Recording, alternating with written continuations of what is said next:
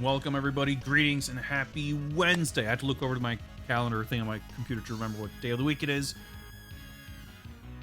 It's only Wednesday, but it's been a heck of a week already. How's everybody doing? I hope you're all are great. Space Hoppercopter, Headwound Yoda, Pocket Raptors, NPC. Welcome, everybody. Lurkers in chat and VOD viewers as well. Of course, as always, welcome. I hope you're all doing well. It's been a week. I was gonna say week and a half. Well, it's technically been half of a week. Feels like more though. It's been intense with a lot of streaming and gaming and stuff happening.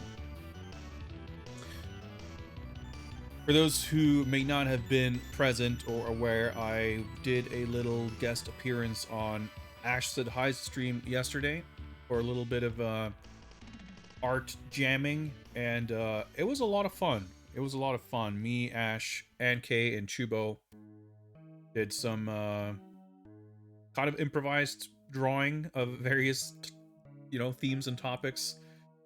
While just kind of hanging out, talking about stuff. It was a kind of promotion thing for a new feature on Twitch called Guest Star, which I'm gonna be honest, I have no vested interest in it or so, but I was frankly shocked at how easy it actually was to use. It's a thing basically that allows you to have other people on your stream. You kind of connect through the Twitch dashboard to kind of put other people's, cam and voice on your stream. I need to readjust my camera. And I don't know what it's like on the streamer's end, but on my end, it was super duper easy. It worked really well, and yeah, it was a lot of fun. What is that book back here? This is... what is it called? Like a Hurricane. An unofficial oral history of Street Fighter 2. Got this nice little embossed Street Fighter special move motions on the cover. This was on Kickstarter, and I just received it a week or two ago. Probably upside down, yeah. I have not had time to read any of it, but I mean, I guess it's what it sounds like. Oral history of Street Fighter 2 with a whole ton of different people interviewed, and I know that excerpts of this have been published. I'm pretty sure there was this part about Street Fighter the movie, the arcade game, that was on Polygon.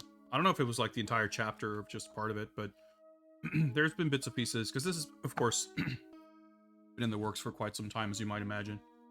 But yeah, it finally shipped not long ago, so I'm looking forward to I don't know, reading over the holidays or something at some point. Get to it. But yeah, the stream yesterday was a lot of fun, but it was pretty stressful, frankly. I was having some technical issues right as we were getting started, and I still haven't really entirely come to grips with how to use the pen tablet that I got. I got it just a couple of weeks ago, basically. And there's just some aspects of some of the kind of shortcut buttons and stuff, and using it, because now, of course, we weren't. I mean, we were using I think it was called Magma, which is a kind of web-based service for collaborative drawing and whatever. You just get a canvas, and multiple users can join in and paint. So there's just a lot of little things like that. We didn't really prepare a ton either. We did some quick testing ahead of time to make sure it was going to work, but I didn't really test. I was kind of trusting that everything would work, and then as we were getting started, my tablet monitor, the display wasn't working, and I'd had some very slight issues with it before that I had kind of chalked up to my general computer PSU issues. But it seems like there's something about the display connection that's busted, because I had to kind of bang on it and squeeze it and twist it to to make the image appear on screen. So that's not a great sign.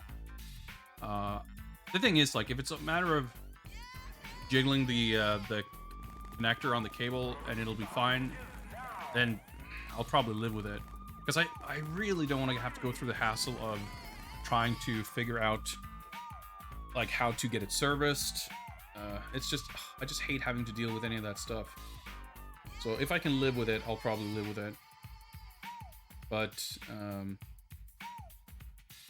don't know, worst case, it's just not gonna work, and I'm gonna have to figure out where to send it, how to send it, and all that stuff. But I do imagine that a company like XP Pen probably has pretty good customer service, given that they're kind of like just the way they're kind of positioned in the market. They're a little bit of this kind of hungry upstart company. Like anyone who isn't Wacom, right? They're gonna be, I think, very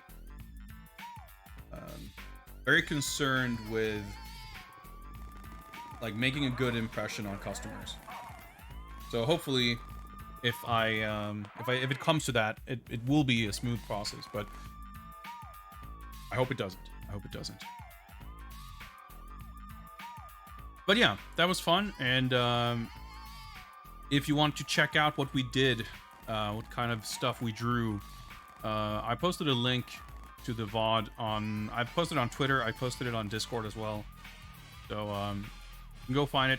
We streamed for an hour. We did some drawing, and K is going to most likely piece something together from what we did to be published in an upcoming issue of the Dank Zine. That's not a promise on my part, but we talked about it briefly, and it seemed like a cool idea. Everyone was kind of into it, so that's probably going to happen. But yeah, that was a lot of fun. That was kind of a relatively impromptu thing. That it was very, I don't know. It's the first time I'm like guesting on someone else's stream. I felt very much out of my element. I was surprised kind of doing it how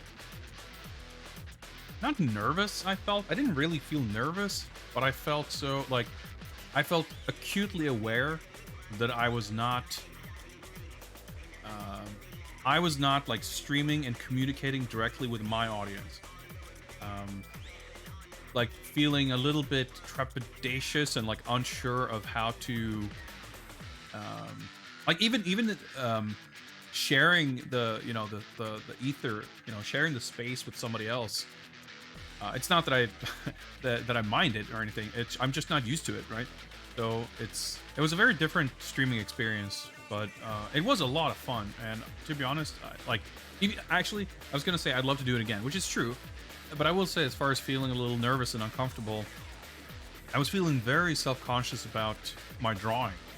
I'm not really used to streaming or like showing anybody drawing, but I'm also not good at all at like doodling, because we were just doing like quick doodles, right?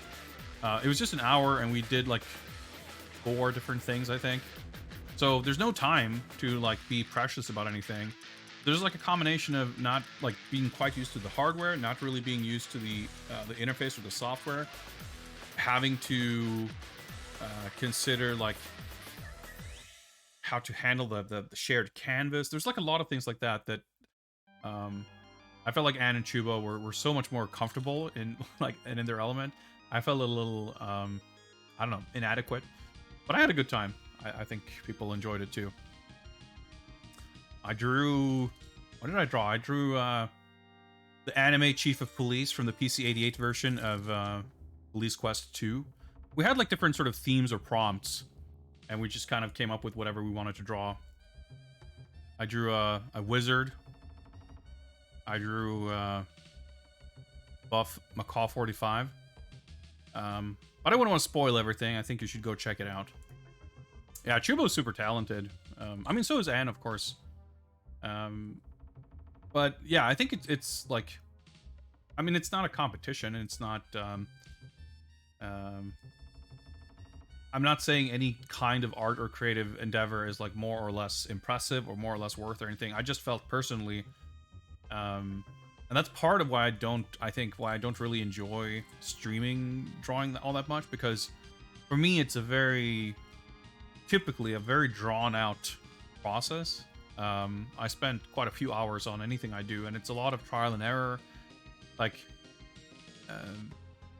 ultimately, like, it's not that I'm too embarrassed or nervous or stressed out like streaming it. I have streamed art previously, but it's just, it doesn't come naturally to, and I think that's true for many creative people. Like share, like it, creating stuff can be such a personal thing. Like it's a very introspective activity, I think, for a lot of people.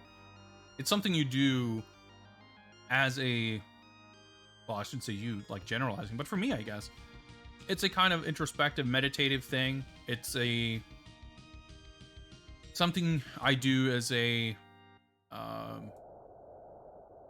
you know, there's a compulsion for a kind of creative outlet, which isn't, it isn't performative to begin with, but it also isn't like necessarily communal or even shared. And there's nothing to say that it can't be. It's not inherently not that, but if you're used to it being a pretty personal thing, it can feel a little difficult to kind of, you feel a little vulnerable, I guess, just sort of inviting people to scrutinize your process, which feels a little strange. But it was, whenever I've done it, like I've never felt bad about, you know, streaming or even just like sitting down to draw with other people. Like I said, it's just a matter of not being used to it. And as far as like the going in with like just a pen and just like sketching something out, I feel like I always want to do like several steps of like either research and reference or like figuring out compositions or like, you know, sketching out like a rough skeleton or something and kind of iterating on it. Like all these different workflows that aren't very compatible with that kind of, hey, let's just sit down and draw something together thing. So it was a huge challenge, and that's part of why I enjoyed it a lot, to be honest, because even though what I produce in that kind of environment is going to feel pretty underwhelming, I guess, or like I feel I could do a lot better under different circumstances. I think it's great exercise, great practice, putting yourself out there in a format that you're not really used to, just going out of your comfort zone. I think that's how you, I think you need to do that to develop your skills and to kind of evolve and stuff. So I think it's very easy to fall into old habits, for good or for bad. It's very easy to stay in your comfort zone if you're not kind of pushed out of it. So there's a lot about it that was fun, but just like kind of doing something together with other people, streaming with other people, like I said, it's not really something I've ever done before. So yeah, I had a great time, and again, I would highly recommend anyone who's interested to go check out the bot. It was a good time, and hopefully, you know, one could imagine doing something like that again in the future. Vernon G, greetings, happy Wednesday, and thank you for the friendly reminder. Raccoon also, I'm not sure if I said hi, so hello to you. So that's enough about that. Tonight we return to James Bond, and we return to Ian Fleming's James Bond 007 in Live and Let Die, the computer game, which we started on the previous stream on Monday. A game that is possibly for humans. It's not. It's the jury's still out on that one. Cool game, impressive in a lot of ways, impossible in some ways, but enjoyable, I think. We played the Amiga version last time, and tonight I wanted to try to check out maybe a few other versions, and maybe we'll come back to the Amiga version. If by some miracle we check out a version that actually is like finishable and we finish it, I'm still gonna want to go back to the Amiga version because I think that's basically like the premiere version. It has like the best visuals and probably audio and well, the C64 version might have cool sound. We'll find out. But we'll see. I'm gonna try to be relatively thorough in examining these different versions, and hopefully some of them come with trainers that allow us to get through the entirety of the games to see what it's like. If the Amiga version is any indication, we're certainly not going to beat all of them, or possibly any of them, without the help of a trainer. You're going to have okay-ish internet in your new place. Well, congrats. Moving into a new place without proper internet, that is a struggle for sure. On a related note, I was just I received a phone call the other day from my phone service provider, who are apparently taking over the ISP. I'm not sure exactly how things work, but I had to sign a new contract basically, and I'm going to change ISPs in January or in February. I have to cancel my current ISP thing in January. It's a whole thing. But yeah, hopefully it'll be completely seamless, but you never know. I'm not too excited about it.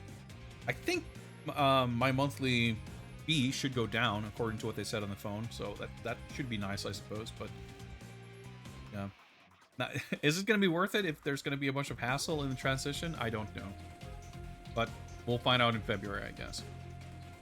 Anyway,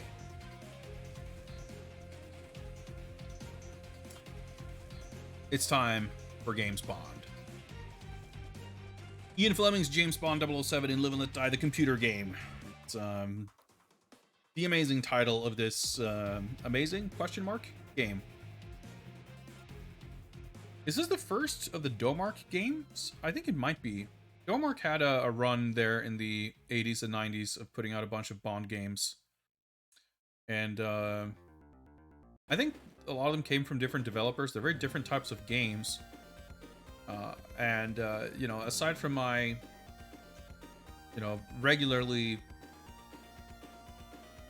aired misgivings about the experience of trying to play these old microcomputer games, it's still going to be interesting. I think a lot of these are going to be cool and interesting in a lot of ways. This one certainly has been. I did make an amazing discovery here. Let me see if I can... yeah.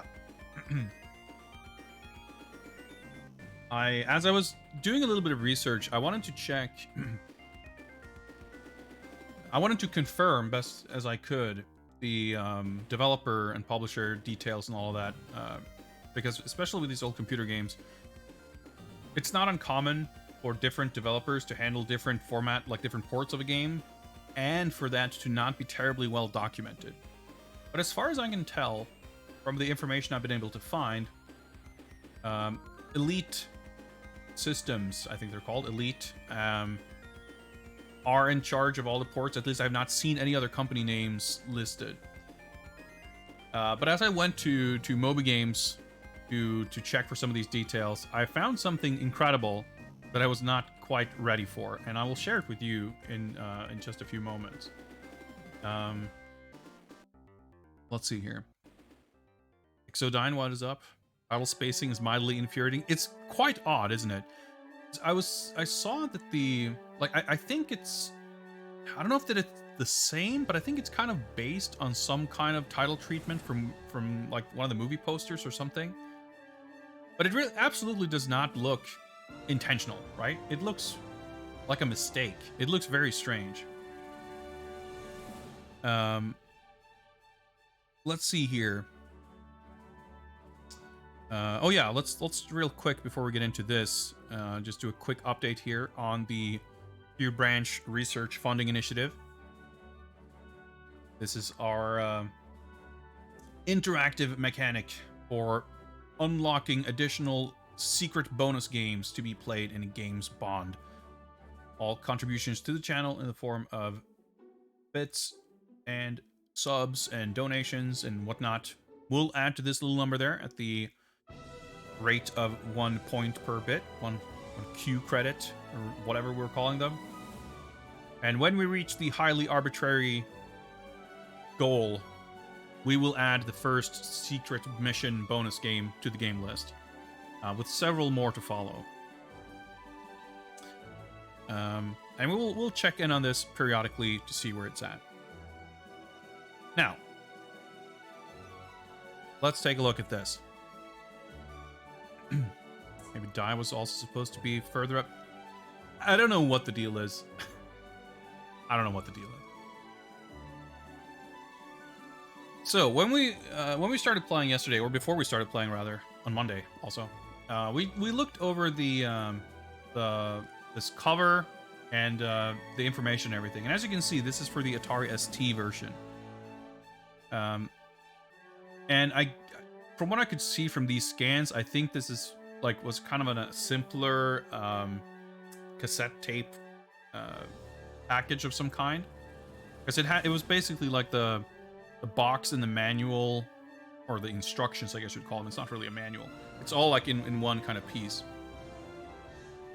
This, however, is the boxed version of the C64 port. And the front cover is just about the same, right? Nothing too different here, except there's less stickers. The no massive Elite logo. But the back of the box is quite different. And I don't know if you're ready for this. I wasn't. Boom. Here's the back of the box. Let's take a closer look, shall we? So we have this, the instructions, whatever. We read this several times. Get the world's most dangerous speedboat from Q. We have to practice all around the world before we go to Florida, which I guess is Mr. Big's base of operation in the game for some reason. But then we have this, I guess, fairly racist stereotype. Like, I mean, Sheriff J.W. Pepper in the film is not exactly... Well, let's just say he is on maybe a roughly average level of cultural sensitivity as far as exotic Bond characters go. But here we have what I'm guessing is meant to be him. Obviously, it's not like the likeness of the actor or anything. But it's a, I don't know, it's a portly southern police officer fella with this amazing writing. And, yeah, like, what? God damn it, boy. That darn Mr. Bond been at it again. He done a wreck 12 of my brand new police cars, broke all the speed laws of the county, and now it's causing mayhem in that boat of his. If I catch any of you boys and gals are following his example now, yous better be watching your ass. Shoot. I don't even know what that's supposed to be. Shh. Is he saying shit? Shoot? What is he even saying? I don't know. Is he spitting? He's chewing tobacco? I don't know what is going on here, but it is pretty amazing. And, quality, something or other. I don't even know what it is, but it's pretty amazing. So I found also, I didn't prepare it here, but in the, there are other releases of this game that has this artwork. I think the German version has like the exact same layout, but this speech bubble is just completely removed. And I think there were other versions that has like the same artwork, but a different layout that doesn't have the bizarre rant. But it's pretty good. It's pretty good.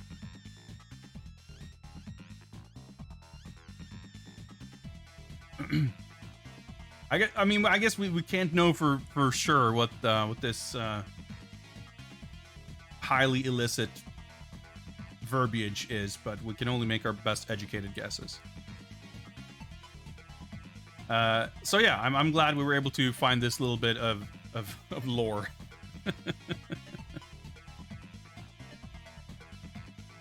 Let me just get something to drink here.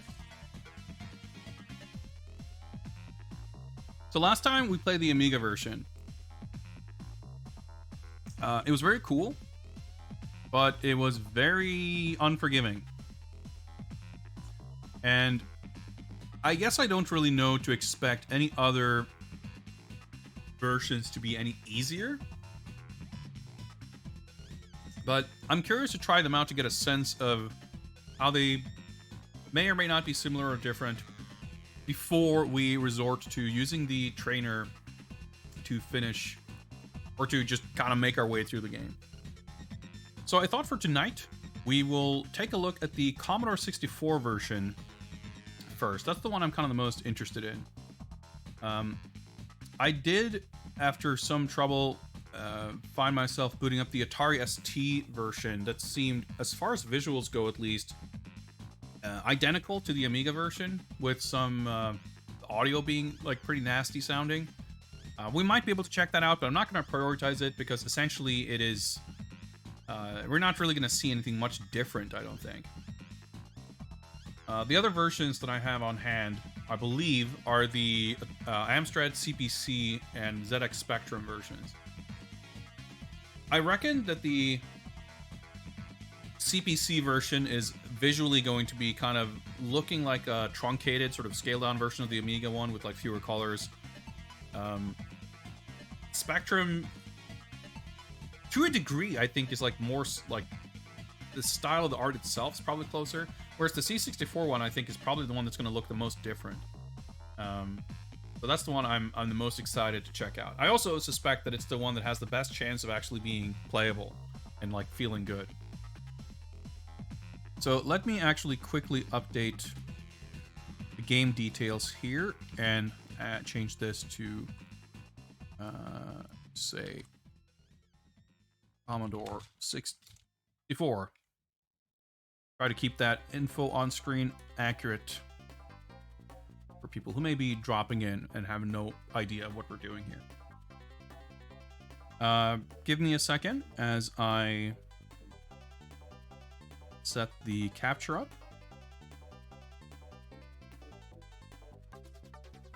Let's see that. And guess that's accurate.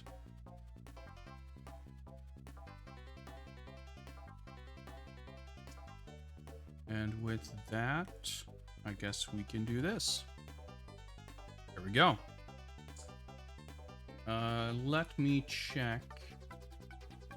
Wait, can I just do?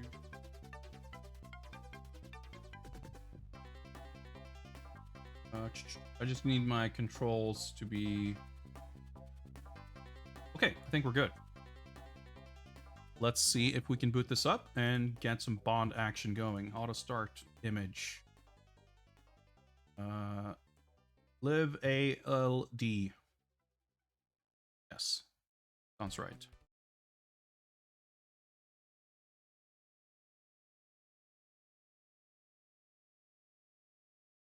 Okay, do we have audio? I feel like there should be audio here. Let me bring up my mixer and see if I muted. Nope, I didn't. I did turn it down a bit though. I probably need to. Let's see if we can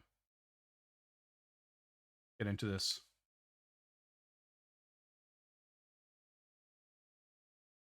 It's possible that that screen was silent. It would seem unlikely, but find out if there's audio in the game. Okay, it's trained, unsurprisingly, given that we clearly had a crack throw. But let's do this the honest way. You want unlimited fuel? No. Do you want sprite cheat? I have no idea what that is, but let's say no. Alright, sounding pretty good.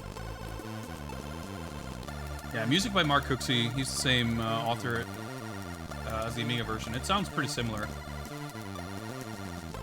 Sid flavored, of course, but that window over a bit.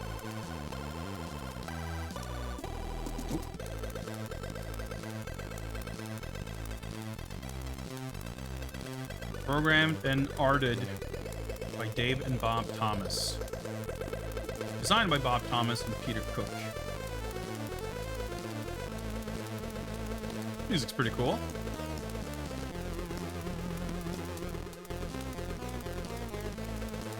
But I reckon this probably won't have music in-game. The Amiga version doesn't. So, like, he probably did this one track, basically, and kind of adapted it for the Commodore 64. Percussion is, like, pretty cool sounding.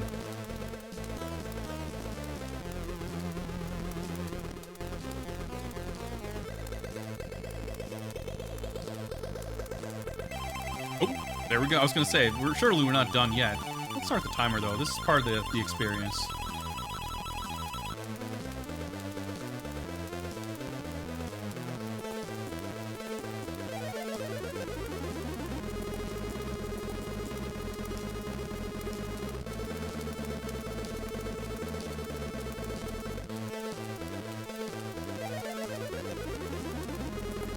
This never ends. Sid music never ends.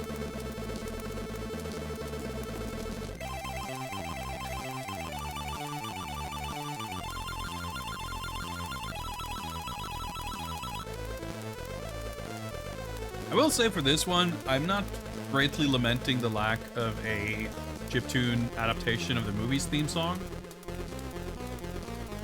Like, in A View to a Kill on C64, having that Sid Chip Duran Duran song was easily the best part of that game. And I love the Living Daylights theme, so I was a little bit sad. Actually, I was more than a little bit sad that we didn't get to hear a version of that theme in any of those games. Live and Let Die, I think, is kind of an odd theme song in that it's got like 12 different parts to it, and like one or two of those parts, like the hook, like the chorus, is awesome, and like the guitar parts, like they're sick. But then it kind of just switches gears into this not just one style of slower kind of ballad thing, but just kind of a couple of, it's a strange song. Like it's an odd, like when the opening scene, like the opening credits in the film, the way it kind of leads into the chorus, like that part is so sick. And then after that, it kind of just trails off, which is, I think, a little bit disappointing. It like starts strong, but then it doesn't quite stick the landing. And I think it would be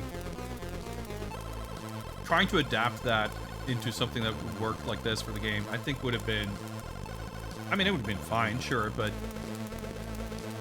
it's not as much of a loss as not having the theme music to Living Daylights.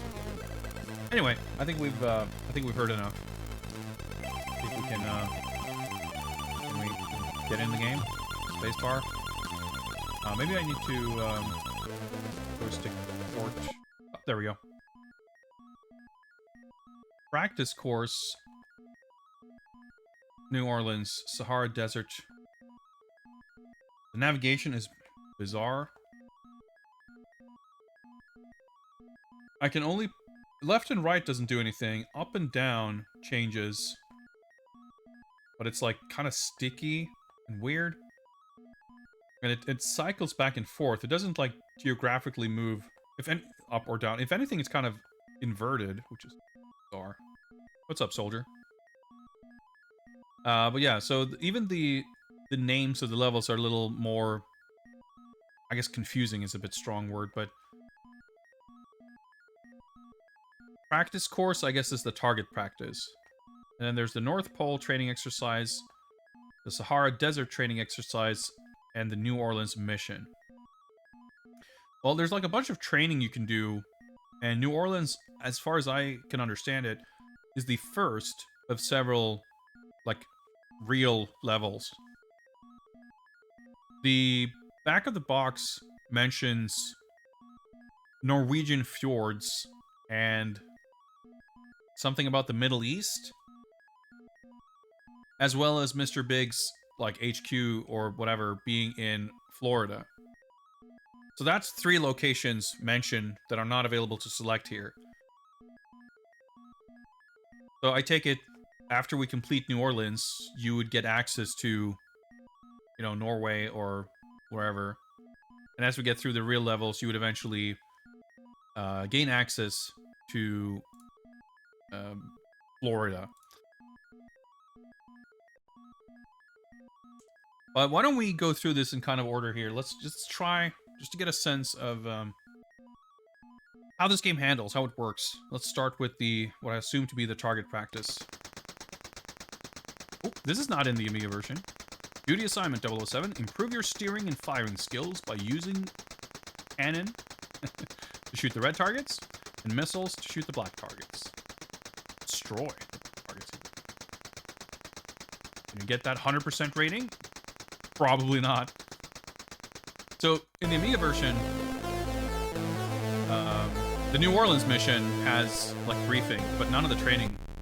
Oh, so it actually says how many targets we have.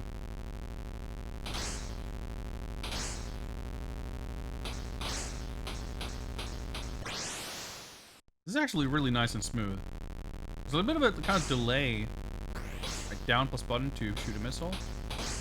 Yeah, this kind of feels more playable than the Amiga version. The steering takes more getting used to. Because it feels more... I don't know if delay is the right word. It's more like inertia, I guess. But aiming like sideways like this is not in the Amiga version at all, I don't think. I think you always shoot like straight up. But the projectile kind of travels across 3D space. You kind of can, but it's really awkward. I guess in the training here on this version, you have infinite fuel. That's not true of the Amiga version. I'm not really looking too closely. Does crashing into a target... Oh! I was holding left. Does crashing into a target count as destroying it? I'll tell you this, I'm getting far better accuracy here than I did on the Amiga version. I will say another thing that makes this pretty nice is that the different obstacles, at least so far, are a lot easier to distinguish at a distance, like as they're kind of scaling in, than on the Amiga version.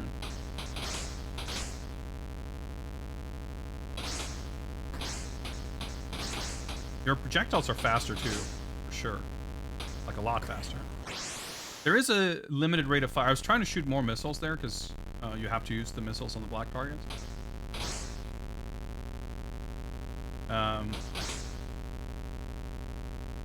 Like, you can only shoot missiles so fast. Okay, we got to the end of a course that never happened once in 2 hours of playing the Amiga version. So this is already... seems a lot easier. 92% on our first try. I think we got like 30-something on the Amiga. So, it's looking pretty promising.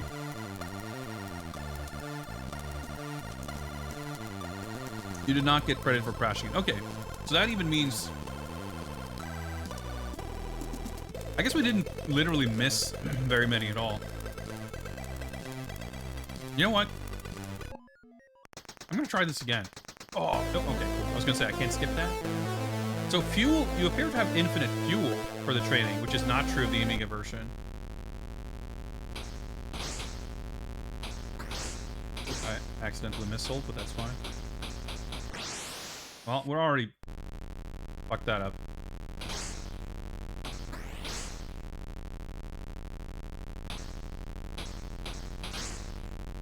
I was never quite able to figure out what, if any, correlation there is between going fast and preserving fuel. But the way it works, like, you don't have limited lives. You just sort of take a penalty to fuel. Not literally, like, the meter doesn't drain.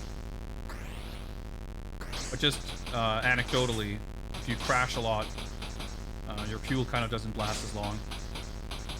And you're just kind of at the mercy of predetermined floating oil drums that you drive over to refill your fuel gauge.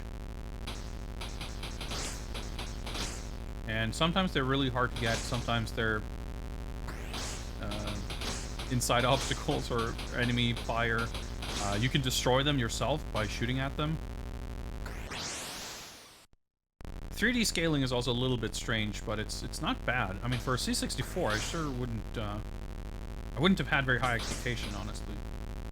I also am fairly certain that in the Amiga version, even in the training mission, it doesn't tell you... There's no, like, as we see up top. Oh, I won't be able to reach that. No, I can't. You turn a lot slower here. Yeah, any kind of, like, progress indicator. Like, in the Amiga version, it just tells you, like, which leg you're on. And the furthest I ever got in any of the levels was to the third leg. I don't know how many there are. But I'm excited to try the other levels now. What do we get? Better than 92. 88? No, it must have given me credit then. Because how did I... No, you know... Maybe the accuracy is just for whether I miss. Because I definitely shot more. But certainly I missed...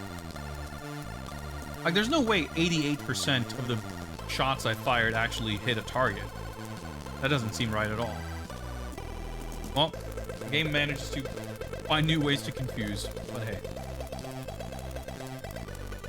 It's just one gear. There's no gear, but you can, you press up or down to go, like, to control the throttle, basically. I haven't really explored what the max speed is. I haven't really wanted to. North Pole Trading, I think, is the stage we spent the most time on. We see score. Alright, we have fuel now. Alright, I guess that's a barrel? Yep. Alright, that's a good jingle.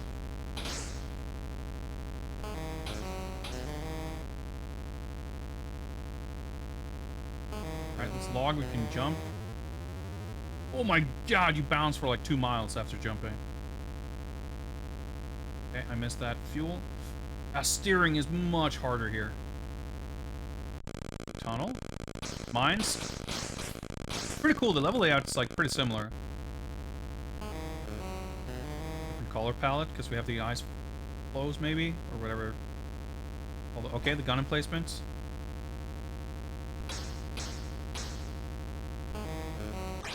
Yep. Okay. They fired. Yeah, you see the fuel is like a timer. It's draining even when I'm not, like, the boat isn't even on screen. They fired like an arc in the Amiga version. I guess you just drive further. Okay. In that one, you can kind of avoid them by going fast. You just shoot them. Okay. Well, that's easier. That's a pretty cool effect when the bullet hits.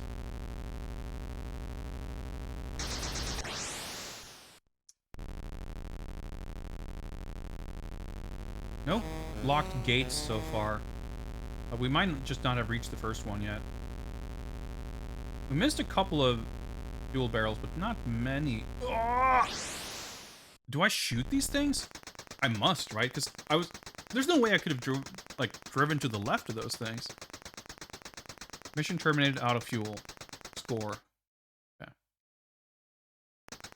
Oh, did I skip something else?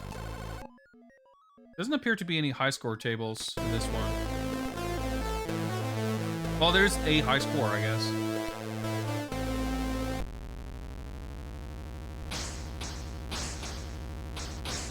Oh, I can. Okay, I wanted to determine whether I could shoot the fuel. Because it kind of seemed like I couldn't at first, but then I did. Oh, so these guys drop bombs. It's a different type of enemy, I see. Nope, you can't missile the... What the heck? How do I deal with that part later, then? Because in the Amiga version, you, like, there's a part there where you go, like... You go around the, icebergs, or whatever they are.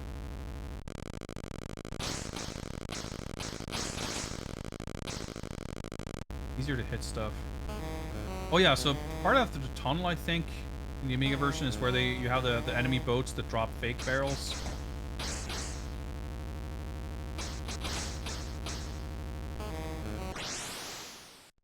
The 3D scaling of the gun placements make them hard to figure out.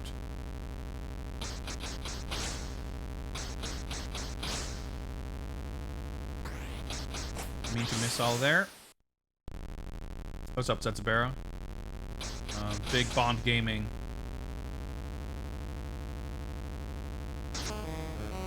Okay, I guess you just have to go right in the middle. Well, not right there. And running low on fuel. Is there a log to jump over this? Dude! That's ridiculous. How could I possibly have gotten that fuel tank out of fuel? Well, slightly higher score, I think. I'm less sure that this is going to be easier.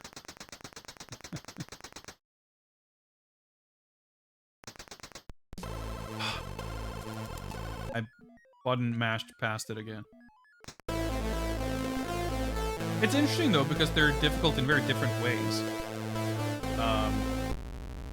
Steering and controls is actually, like, really good in the Amiga version. Yeah, I shot through the boat to hit the barrel. Collision is really weird in the Amiga version. Like, it's pretty inconsistent. And the frame rate makes it such that it feels like stuff can sort of warp through other things. Here, collision seems nice, and, you know, it's not really a matter of it being accurate, it's just a matter of it being predictable. But steering is pretty awkward, because there's this massive inertia. I mean, it's like more, quote-unquote, realistic. But it makes it a little harder to deal with.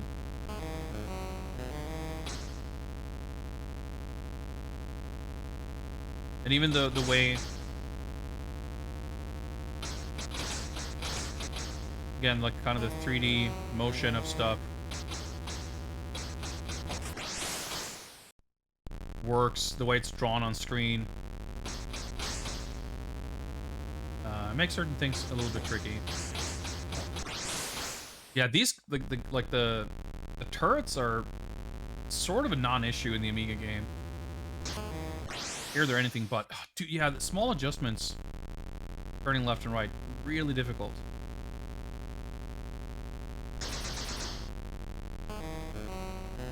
I was out of fuel. I was slowing down, and I kind of, like, drifted into the fuel tank. Okay. Can I press past? No, okay, I'll just wait, not press anything.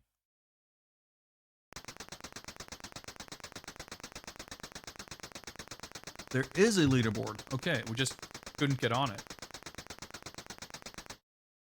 13,000, okay. So we got about halfway there.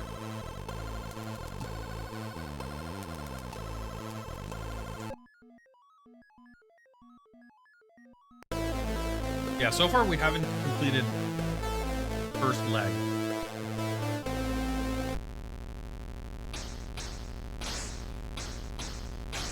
Oh!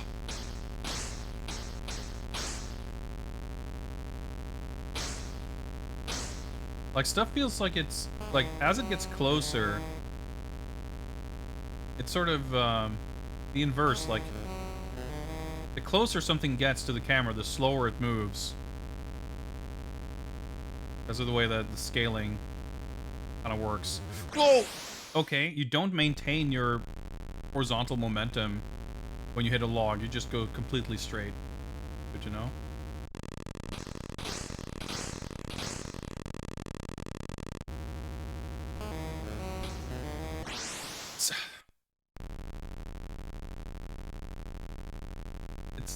Yeah, it's kind of like unintuitive.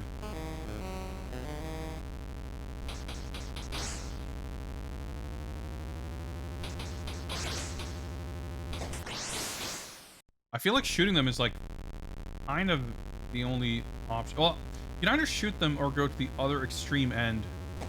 I guess. Yeah, maybe that's. I guess that seems easier.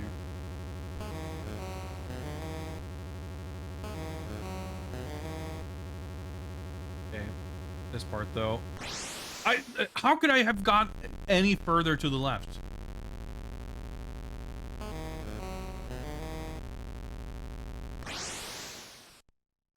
I have to start turning right much earlier than it feels like.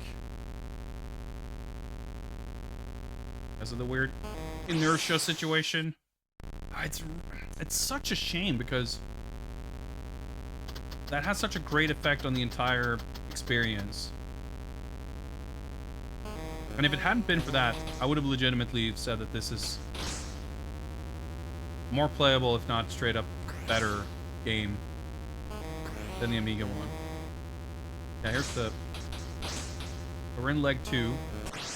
Okay, I think that was a slightly different colored boat that may have dropped stuff. Okay, we're out of fuel.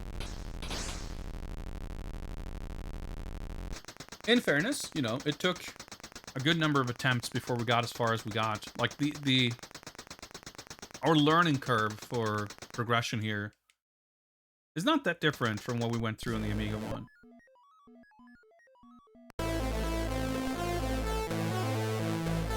But having said that, I do feel I'm struggling a bit.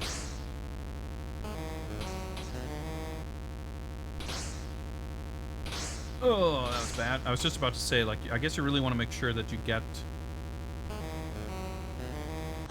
all the fuel. Probably could have stayed on the far right and avoided it.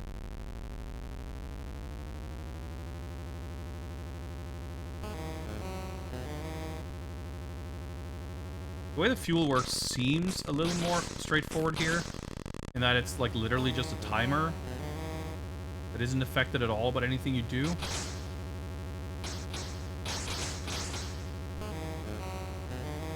Probably similar in the Amiga one, but I didn't notice it ever like continually draining as I was respawning.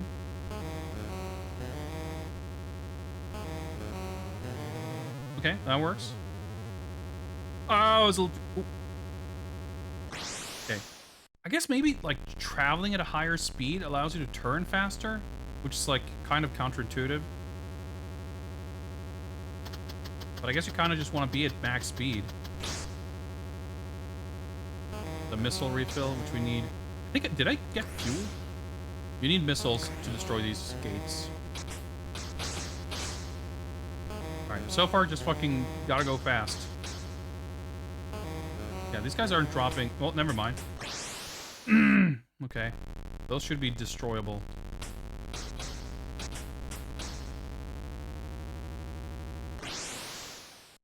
They weren't. Okay, oh, he just takes off. Okay, well, still PB... Oop. Yep, narrow part. It's actually really cool that it's like the same level adds. I would not have taken that for granted. You're saying I got fuel from this in the Amiga version 2? I guess I was not paying too close attention. Although it's just legitimately really difficult to keep an eye on the HUD as you're driving. I really hate that you lose control for like several full seconds if you hit a log. Dude, how crazy tight is that? Oh, my fuel was draining. Okay, I see. Because I felt like I would often like look over to see, to try to piece together how that shit works. Ah, that was a bad miss. Can I? No, I cannot. I was gonna say, can I drift into that? But that first part is like getting better. Okay, we should have made the high score now, right? Yep, I can't skip this. Boy. Oh, different music.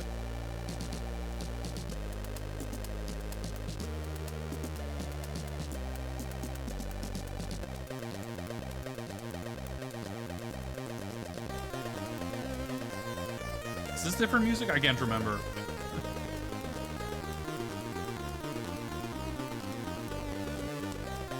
So fully engrossed in the game. But yeah, I'm feeling a little concerned. Like, I feel like this is gonna be very much a similar experience to the Amiga one. That it's just doable enough to make you, like, to fill you with hope that you could do it. But then, nope.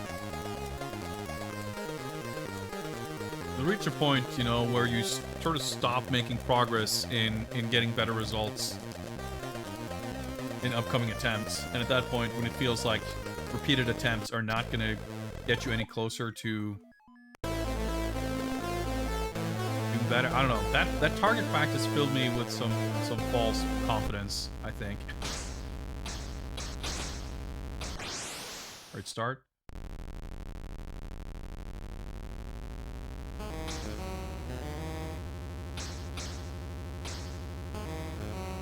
But for sure, like, going at high speed in the Amiga version is like a definite liability because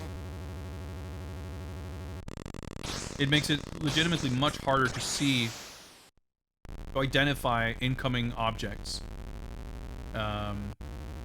And like you still turn, like you go horizontally at the same speed, more or less, regardless of how fast you're going. So you can certainly, like, by going slow, Trying to go for the fuel. I should have tried to shoot. Well, I was gonna say I should have tried to shoot the turret, but I might have shot the fuel, which I guess would have been preferable to whatever happened there. But yeah, you can slow down to make it easier to turn left and right to collect stuff. I missed that. Okay. Okay, the Amiga version, I guess. But here, like, you just want to go fast. I don't understand this part. Like, I did get past there once. It did not look like I could have got any further left there. Like, the way the timing of the crash there made it so that, like, it's hard to tell for certain that I, you know, maybe I could have...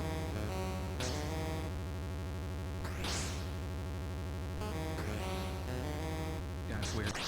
Ah! Okay. Problems like this again. So the boat that drops stuff can only be destroyed with a missile, assuming it's the same in this version. But in this one, even the barrels seem... Oh! Like... Everything to do with dodging left or right. Holy shit, these things block miss... Okay. And I missed the barrel. Okay. The fake barrels are an insane obstacle here. Out of fuel.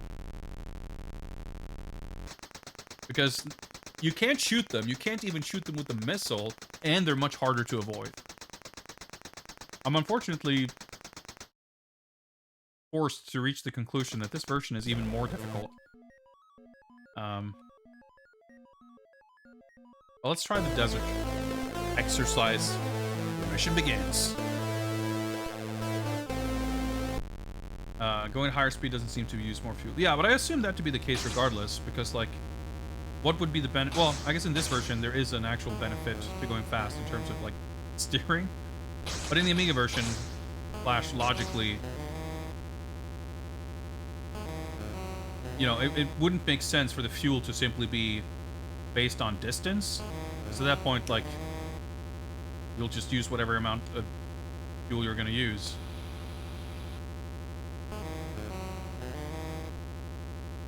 But, so, like, there would be a trade-off there of going faster to preserve fuel. I think that's an enemy helicopter, yeah. Oh yeah, you can shoot him if you jump from a log. You can get up in midair and shoot them. So the beginning of this stage, I remember, felt easier. The first time we did it on the Amiga too, it's like... it's like, oh, maybe this stage is easier. Or like even the New Orleans level felt easier. But I don't know about that. Oh, I missed it. Okay, well. I hesitated for a split second. Like, you just need to turn. You cannot wait for these things to come on screen. You just have to instantly turn. I shot the fuel. Yeah, you just die 2 or 3 times. And you lose, like, 70% of your fuel. And there's no way you're gonna get more in time.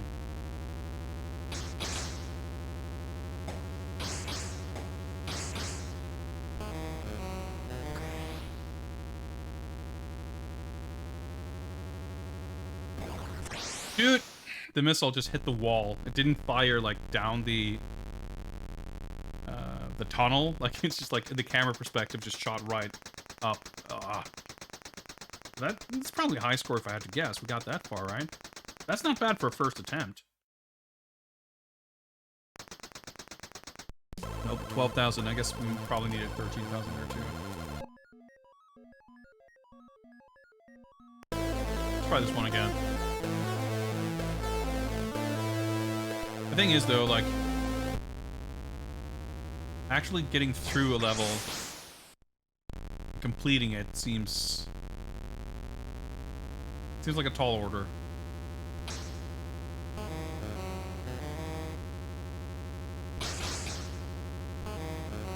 Like, it's interesting. The objects are much easier to identify in this version. But they come on screen. Holding left. Just barely then. Okay, missed the fuel. They come on screen, like, much sooner relative to when you would have hit them. You have less time to react, and your vehicle has more inertia. Turning is so strange. I was clearly turning left, but because we're in the middle of a turn, didn't quite work. Avoid the logs. Nice.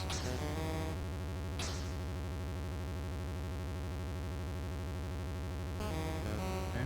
Stay on the far left there. Rocks. Oh, okay. Well, I gotta go far left now. And the next ones, I need to immediately... Yeah, it's so hard to see how soon you can start turning. Again, like... If you're not on the kind of inside of the turn, you can't fire into the canal. You can only fire sort of out of it.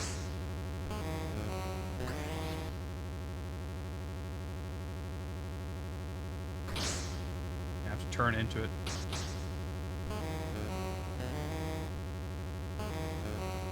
Alright.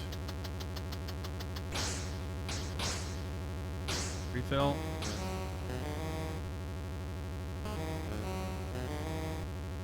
Ah, mistimed it. Okay. Yeah, because you hear, in this version, you can't quite, like, visually react to them coming on screen before you start turning. Sort of, maybe? But, yeah, you turn so slowly that it's a bit tricky. Well, we're okay on fuel, at least for now. New high score. Yep. Okay.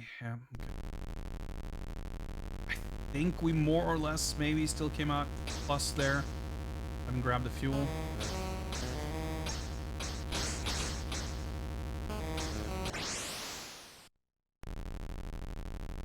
The way objects occupy space,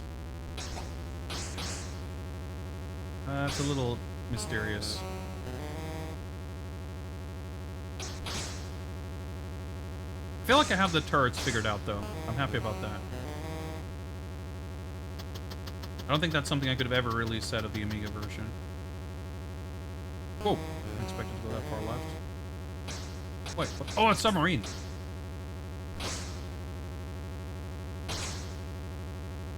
Oh, I need... Okay, I needed to hit the log there. Good to know. I think we got this far in the other version.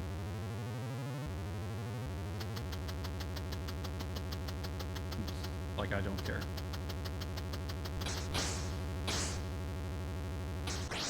Fuck! I tried to get it. I probably shouldn't have. I mean, evidently.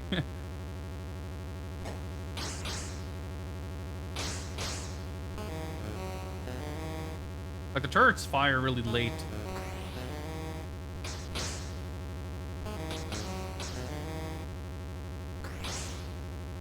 I think that's a PB. Like, I don't think we ever got this far in the Amiga version.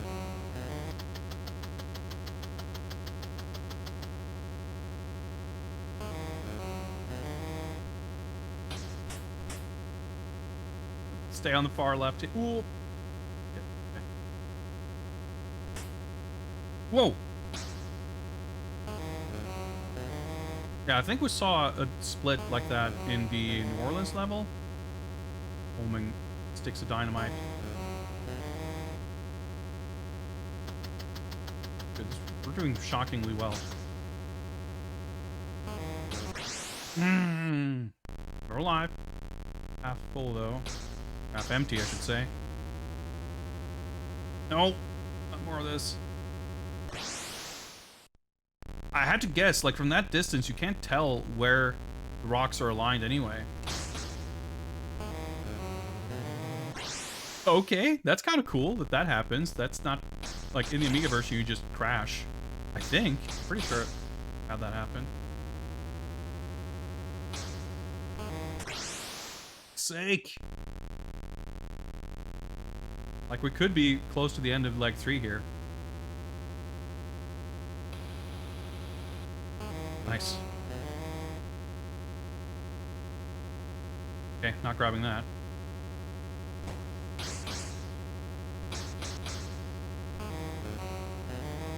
It was even in the green there for a moment or two.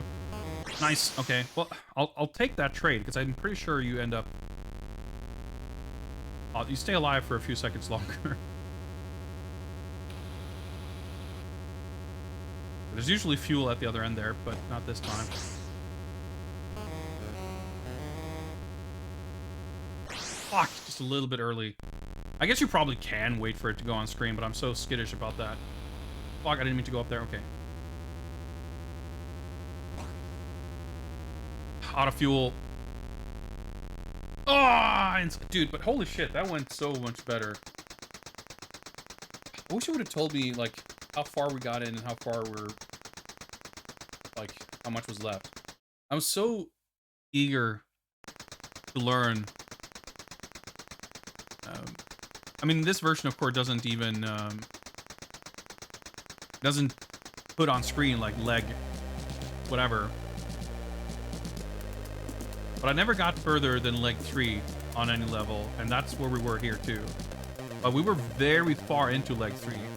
So I would have loved to have seen whether that's the end of the level.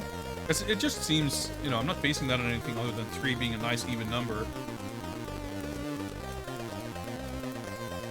But if that was the end, like, that would have been us finishing a level. It would have been crazy. But given how that went, you know, I don't think I would necessarily memorize many of the obstacles to do better this time.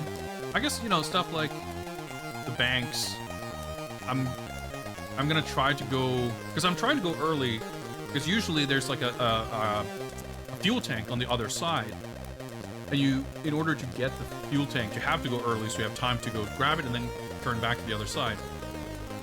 But after the first one or two, like, there didn't even seem to be fuel, so I wouldn't have needed to do that. Obviously, I shouldn't go so early that I crashed. Well, other than that, I feel like it still mostly kind of comes down to luck and reactions. But it did seem like the boat dropping the fake fuel, you could basically hug the edge.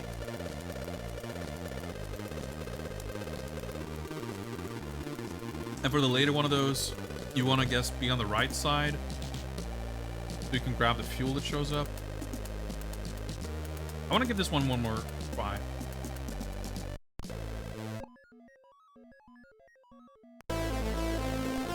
But going full speed definitely seems like the way to go.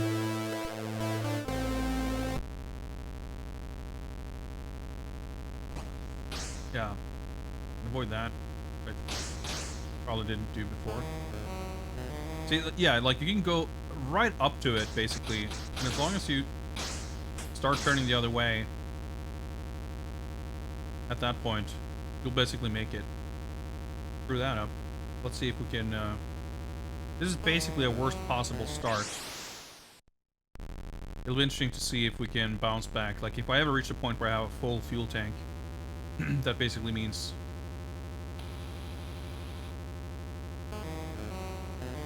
See, that's, like, not a hugely wide margin there. A full fuel tank means I, like... It didn't matter. Anything up until that point didn't matter.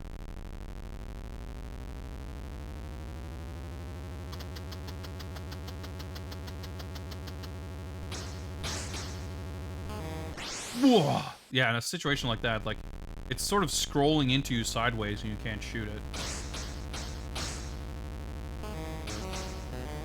This is going to be interesting. This is basically just a really bad run.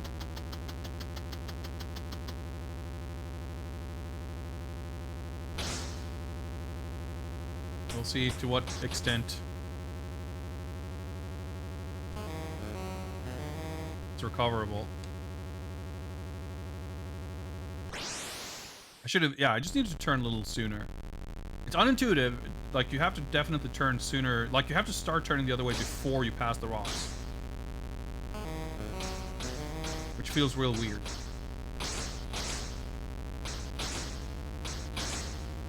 But as long as you're aware of that, you can adjust for it. Okay, pretty much everything went wrong here.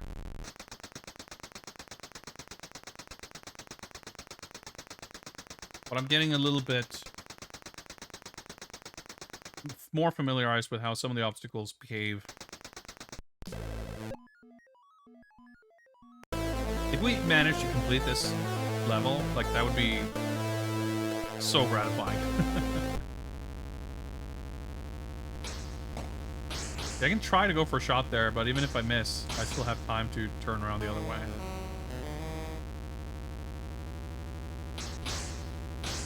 Whoops.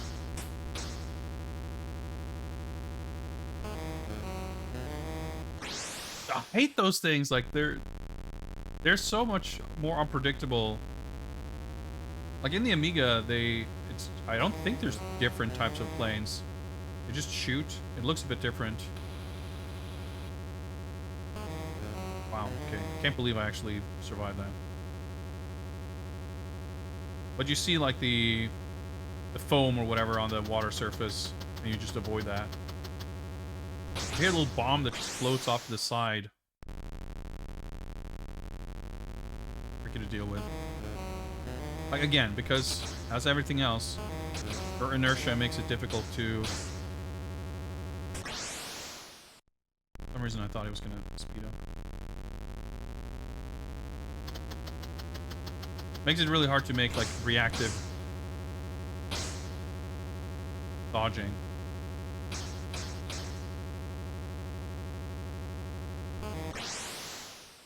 Second guessed.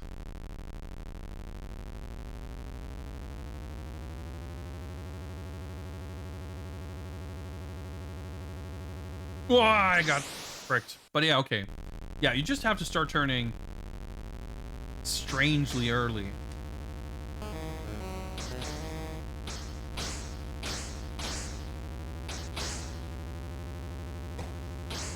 I like the engine noise in this game. Just because it feels like it like I can tell pretty clearly from it, like, my speed or my throttle level. I don't need to. I can just kind of tell from the audio if I'm not going as fast as I probably should. Yeah, see? I can avoid it, but I didn't go early enough to get the fuel. But from here on out, I'm not sure any of those banks even have fuel tanks. I died there last time too, because, yeah, the fuel is, like, on the log. I don't even know if there's realistically any way to avoid that. I missed the fuel. Dude, like, when you're lined up with something, you fire a bullet, and then the river starts turning, and you're suddenly no longer lined up. And I wasn't going fast enough to move horizontally. I guess what I was saying before about how you can turn away from the turret really late, that only applies if you're going at max speed. Because otherwise you don't turn quickly enough. I need this fuel. I was literally running out there, slowing down. Submarine? I fucked up. Oh, I can't open the gate. I need to hit this, but I ran out of fuel anyway. A lot going on, but it's an emotional roller coaster. You kind of go from... Should get a high score for this, though, at least, right? Yeah. From feeling that you could do it to saying, nah, this is hopeless. You're like, you know what?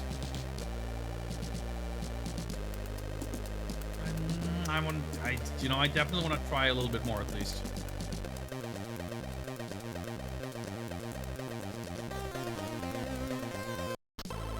I would say for sure that out of all the games we've played so far, this one has the most, like, satisfying gameplay. Like, it's the most mechanically engaging out of all the games we've played so far. Like, it plays well.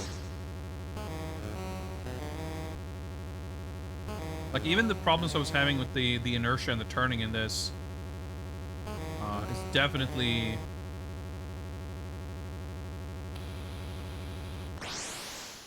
Well, we can get the fuel now at least. It's definitely helped by making sure you're going at full speed. It's still, I feel, more sluggish than the Amiga version. But going full speed is still, like, nice and smooth, and it's more viable than in that game, for sure.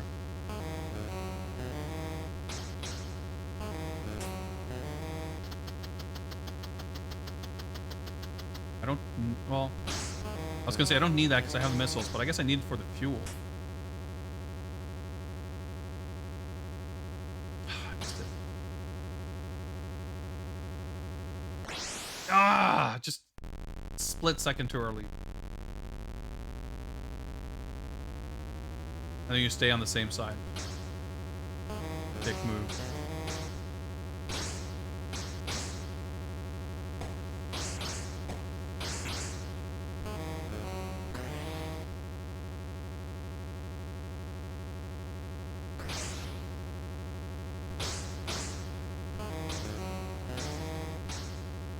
Even these guys, like, the yellow boats are bulletproof. They're easier to distinguish.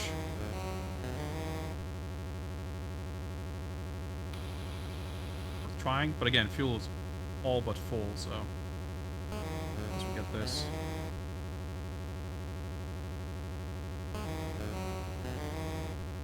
Is this where we have to worry about the narrow? Oh, I dodged it! You guys see that? Holy crap.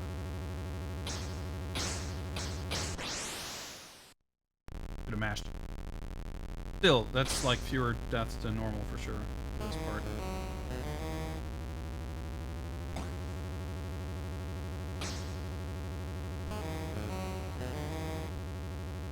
Like, the thing here about, like, dying... Acceleration isn't, like, instant, right? But having died, it takes a little while to come back up to speed. I fucking, for some reason, thought I could squeeze through.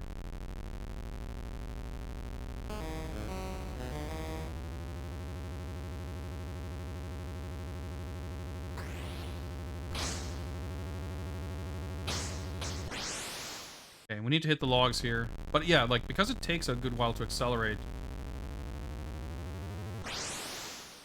I wasn't going fast enough, I guess? I mean, that makes logical sense, but it looked like the speedometer was able to go fairly high up, but... well, whatever. Running low.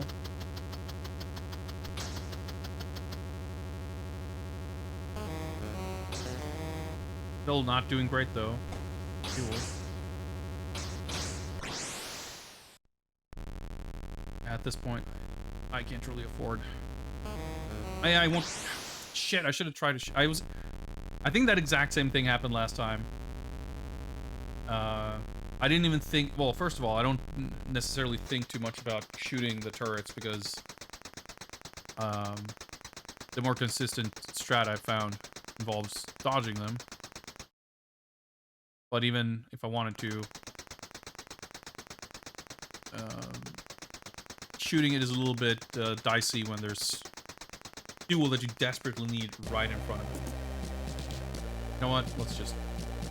No, wait. Oh, okay. Yep.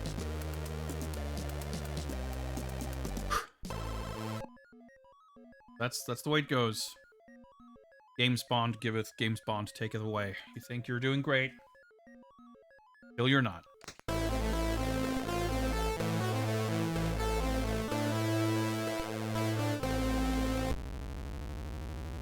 Will we ever reach as far as we did before again? Who knows? But it's clearly like things are going pretty smoothly up until that point.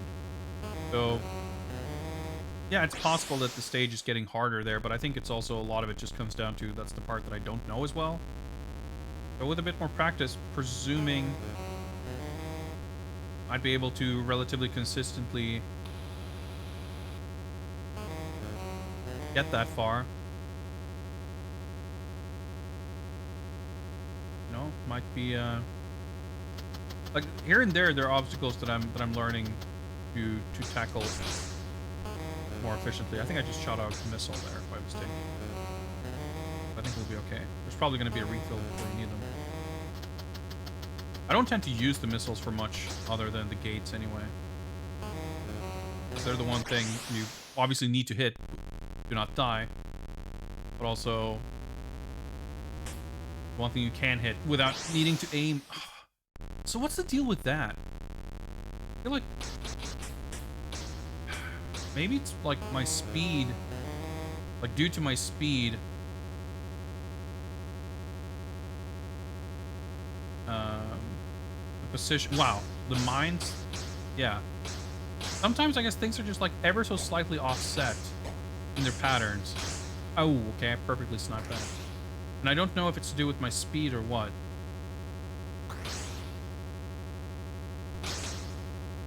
But it does sort of appear that, like, going full speed consistently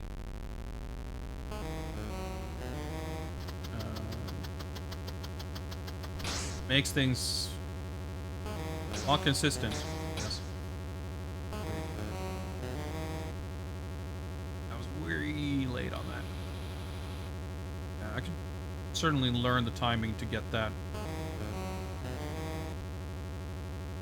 So that I could actually get that fuel. I didn't mean to hit that. That almost worked out. I skipped over the log from the bouncing. But I didn't quite have time to actually... So hard to get. Dying. But again, if I didn't die on the rocks there, I'd be going full speed here. Which, again, counterintuitively seems like it would make it harder. But your maneuverability is just much better.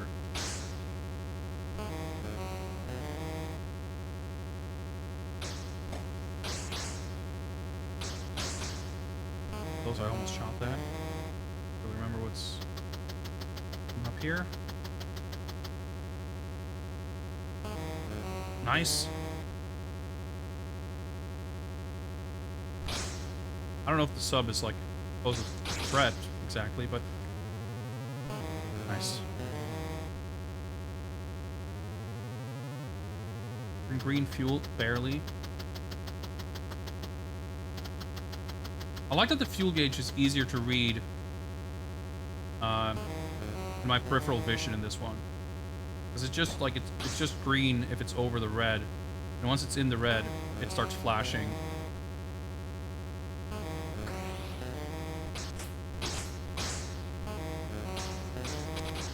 That's the second gate, right? So we're in leg 3 now.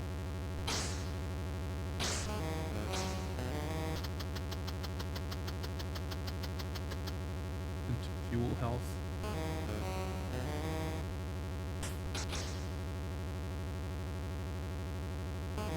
Yeah, I remembered I had to go right to get some fuel there. Fuck, there's fuel on the right-hand side.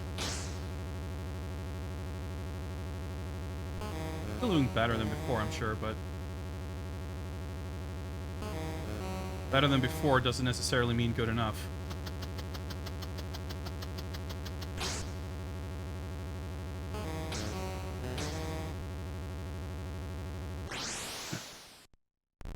Okay, so there's surely I have to go left after getting this fuel, right? Yeah. In hell. Well, last time I made it this far, surely I wasn't doing this good on fuel. I can't imagine.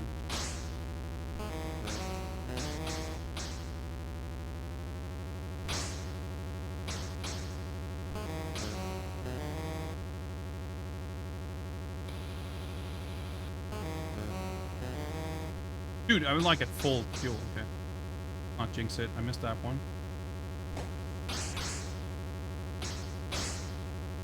Oh, I missed that one.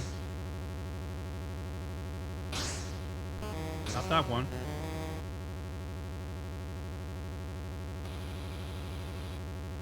That's right, from here on out, there's no other... Oh, I went so early. Whoa, that was lucky. That was very lucky. You spawned him, okay.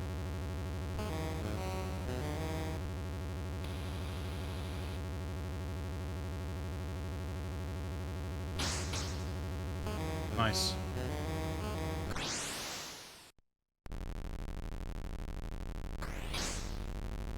What's in here?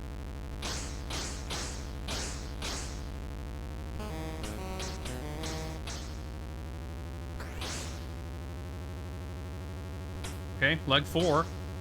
That's a thing, apparently.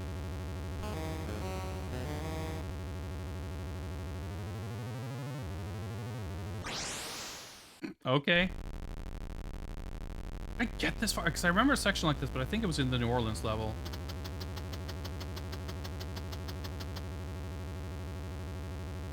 Nice. Okay. Whew. Holy crap. Stages are so long.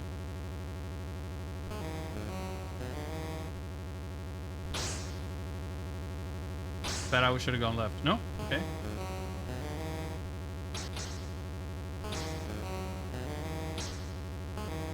Dude, so much fuel now all of a sudden.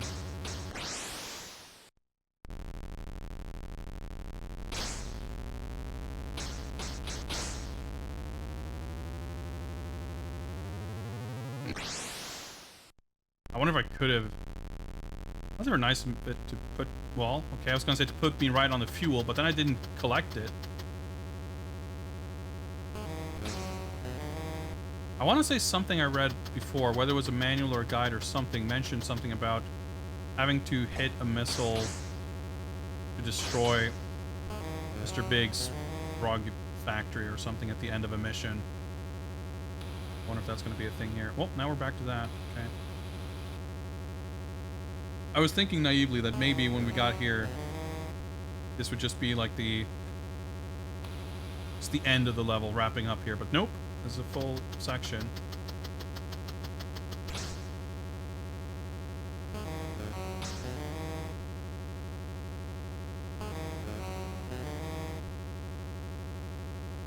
It's like the game feels reasonably generous with fuel tanks and refills. Oh my God. I needed to hit that. Provided you play like fucking perfectly. Oh, what if that was the end of the level? That was the end of leg 4.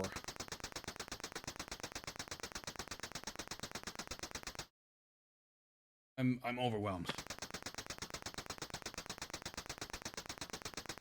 At this point, I'm like hesitant to try multiple times just because each attempt is so long. It takes like it's so intense. There's like no downtime. Yeah, I mean, yeah. If you didn't get fuel for missiles, I don't know if you could actually even finish it. Well, I'm sure you can afford to miss a few pickups if you don't take any deaths. Like, if you go otherwise perfectly. But there's, like, that's the thing. There's extremely little margin for error.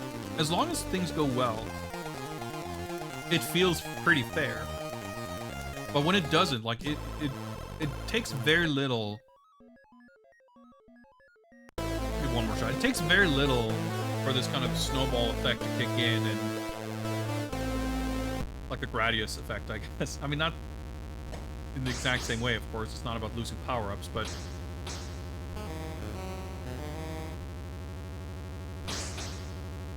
because you're so vulnerable and kind of limited when you can't go full speed, the time it takes to go back up to full speed from dying is like a good 2 to 3 seconds. And that doesn't even really take into account the time you lose.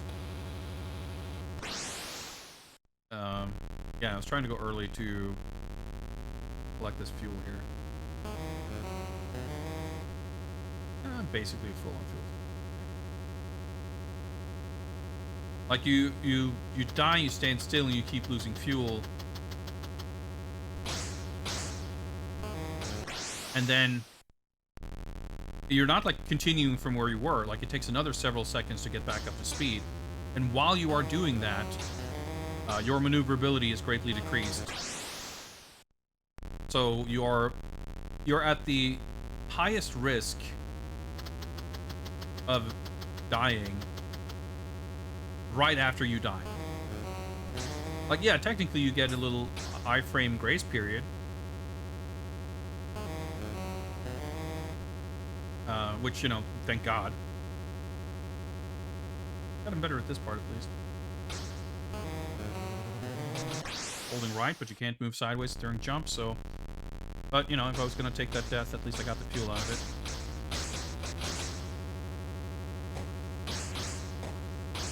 Like, it's that very slippery slope.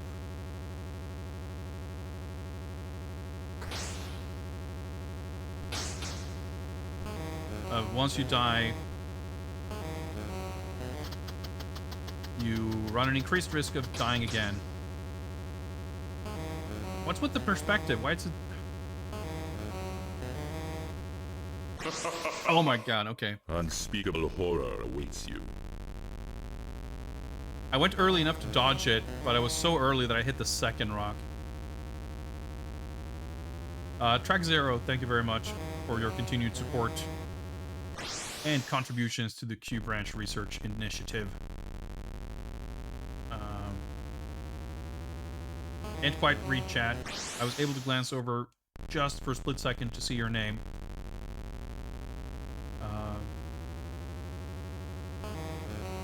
Pushing there is kind of weird, but figuring it out. Full fuel, nice. See, and like sometimes it's just laying it on real thick here. Which, you know, it feels that way, right? It's like, wow, it's so weirdly generous. But if I died once or twice in that section, I feel like that would have been, like, just barely enough for me to hang on.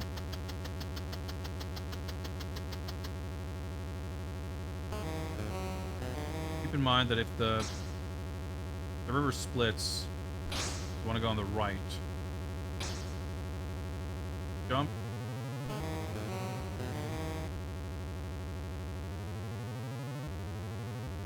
Okay, this feels pretty good.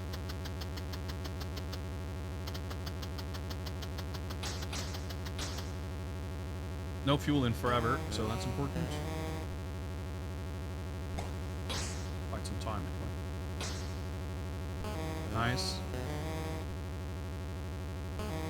Being pretty accurate with my pickups here. Oh, camera perspective.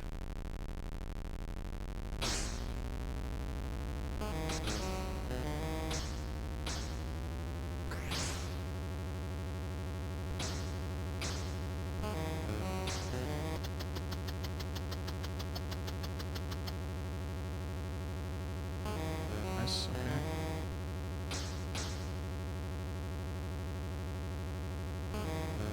I feel like that fuel would usually have been further to the right, but speaking of, please push me to the right. No, my God, I was on the right side, and it was even turning. I feel like I could have been able to jump into that right-hand side, but oh well.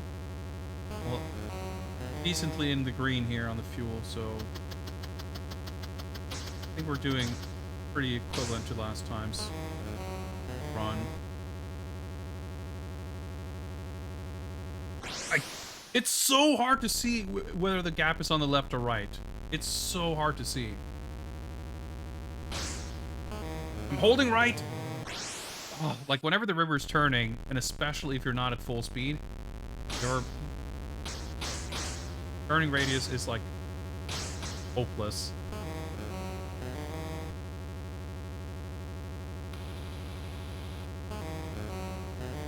Probably gone on the right side, but I worked out and I shot the wrong thing.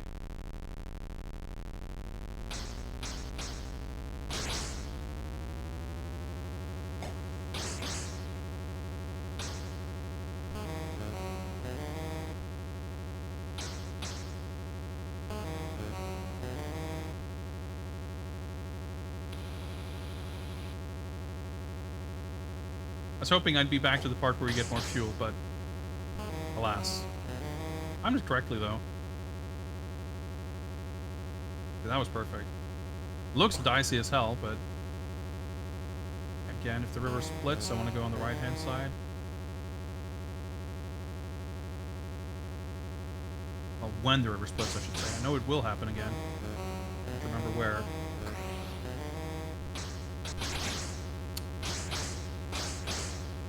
Sucks. I'm doing okay on fuel.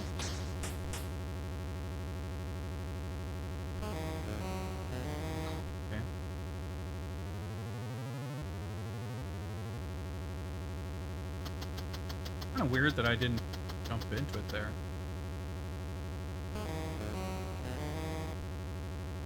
There was a thing where there's like a full row of rocks. There's a one tile gap, third from the left, where there's a fuel. Okay. You know what? It's not. I should have just gone left. I should have realized that I would not be able to go into the right path. Because just going left and not dying would have been better.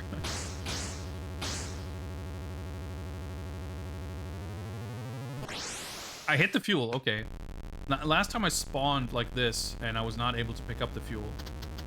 So I took a death both times, but this time I actually got the fuel.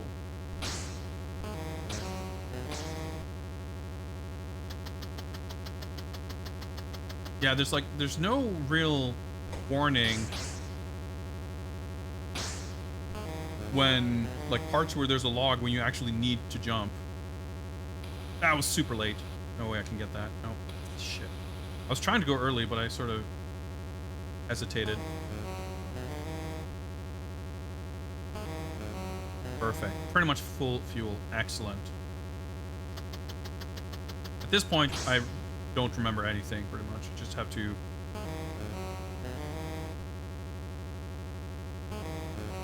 take it as it comes and hope for the best.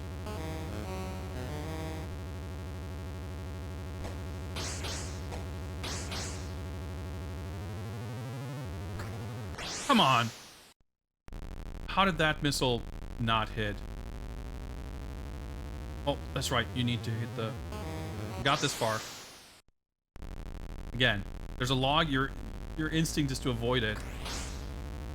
Okay, that's a PB. I think, right? Or did we get through this far? I want to say we died in the tunnel.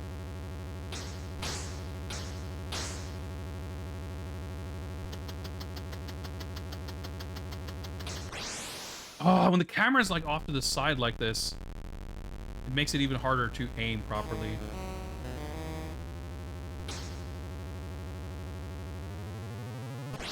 Is that the part I was thinking of? Because there's like a second part like this? Well, same thing happened. We got the fuel at least. Okay, I think everything looks the same. It's hard to keep track of how far you got. Is it just repeating?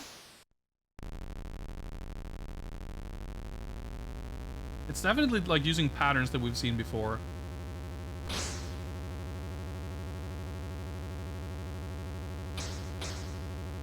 I mean, it's not like the stage is looping.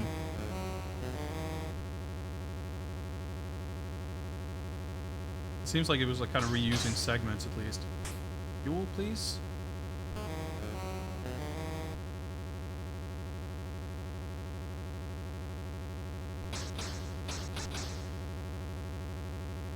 So there's usually a real fuel tank.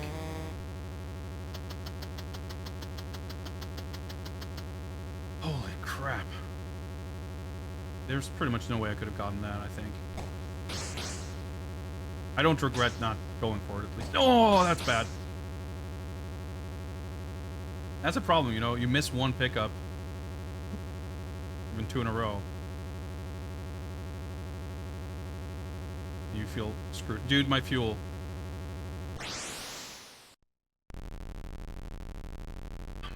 Possibly be left.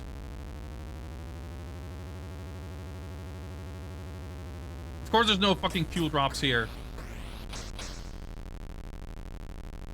Dude, the stages are so long.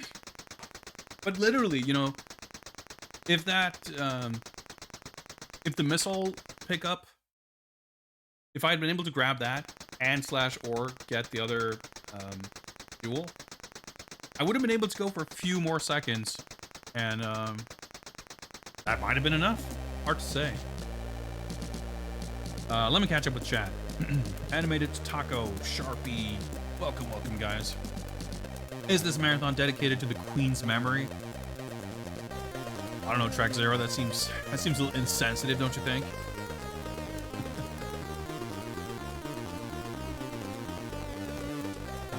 Nowhere near as evil as the Amiga game.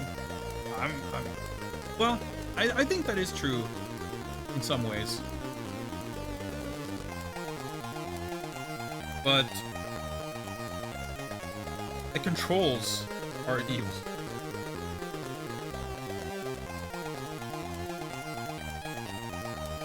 Looks like it plays a lot better than the Amiga version, does it? Yes and no. I think it's, like, overall smoother. There are certain things that make it easier because the scaling of the objects is, there's much less of it here, basically. So the instant that an object spawns on the horizon, it's far more recognizable than it is in the Amiga version. Because in the Amiga version, it spawns like just a mess of pixels. And it has to kind of scale up a few times before you can tell what it is.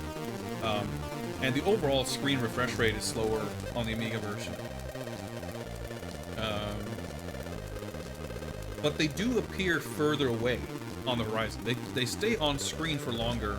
So in this version, when something spawns, you can instantly tell what object it is, which is not true for the Amiga version.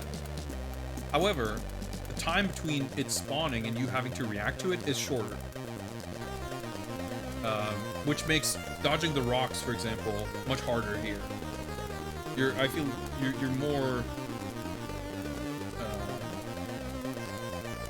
you're more reliant on memorizing it as opposed to reacting to it.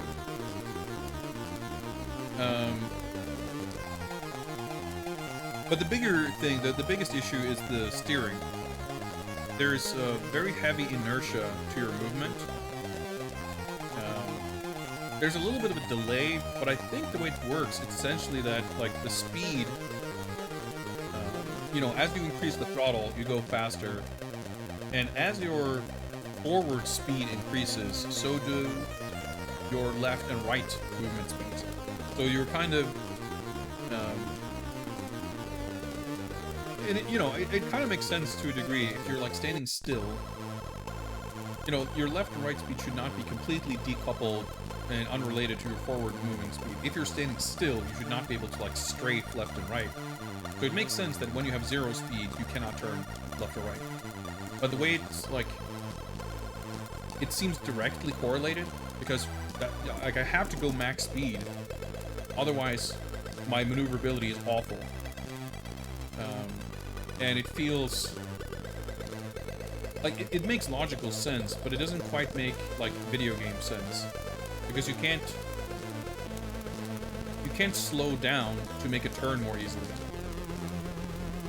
Like, you have to speed up to turn, and speeding up, of course, gives you less time to react to things on the horizon. We've gotten further in this version in shorter time, you know. And yeah, okay, we can carry with us some of the experience we had practicing the Amiga version, but we got pretty cooked the first time we played this. It took some getting used to.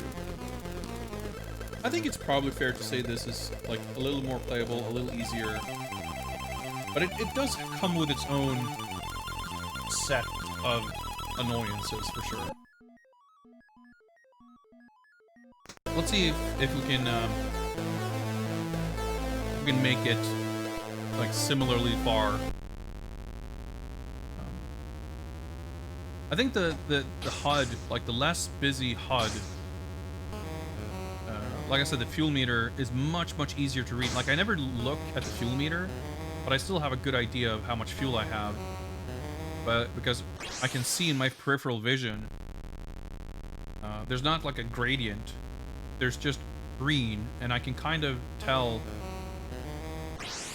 See there, I was going slow, so I couldn't turn properly.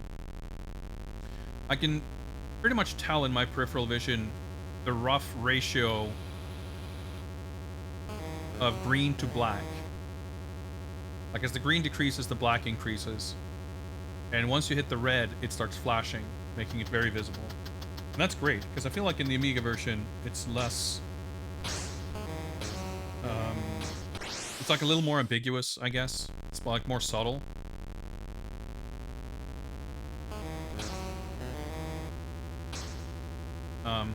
Yeah, I guess like the Amiga version had like collision stuff that felt a little inconsistent, partially due to, like, I guess the refresh rate and everything. But here, there's a little weird stuff going on with like the camera. Like you notice that, like even when I'm going on a straight, yeah, I was not going at full speed, so it's like dropping those tanks on a timer, not set on the spacing.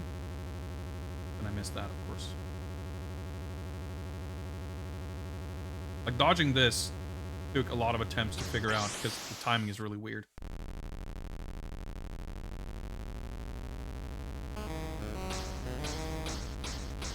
Like that would be a good example of where going slow would have helped me in the Amiga version. You'd like make that turn, but here not so much. I will say, yeah, when you jump in this one, you're completely stuck going perfectly straight, and after you land a jump, you bounce like 4 times, during which you cannot move left or right at all. I feel like the fuel aspect to this somehow feels more intuitive in this version. But I guess it's also because there's other reasons why I definitely want to go as fast as possible that don't necessarily apply.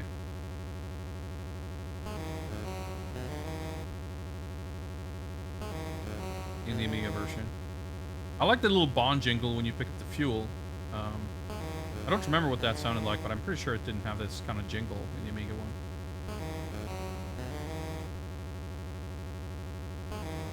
Yeah, it's so hard to avoid, but I did do it once or twice before.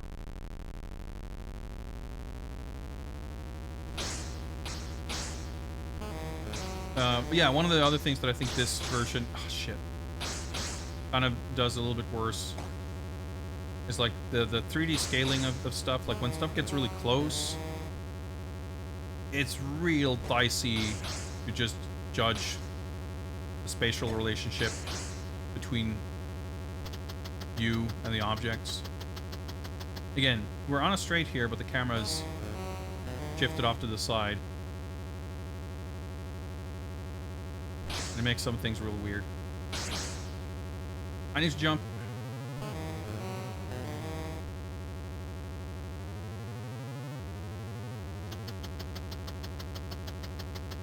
I guess those logs are for jumping and shooting the helicopter, which I do not care about. Ah! Stuff like that is so annoying. You line yourself up and you shoot, but then like, nope. Camera's at an angle, so your bullets will also be at an angle. Although I do like that you can sort of shoot diagonally in this. I don't recall exactly how that is in the Amiga version, but I kind of felt like it's not, like I felt like it's easier. I think your bullets just travel faster in this because they sort of move in screen space. Oh, and then there's stuff like that. Like you don't shoot, you know, down like in accordance with the perspective. You just shoot in a straight line.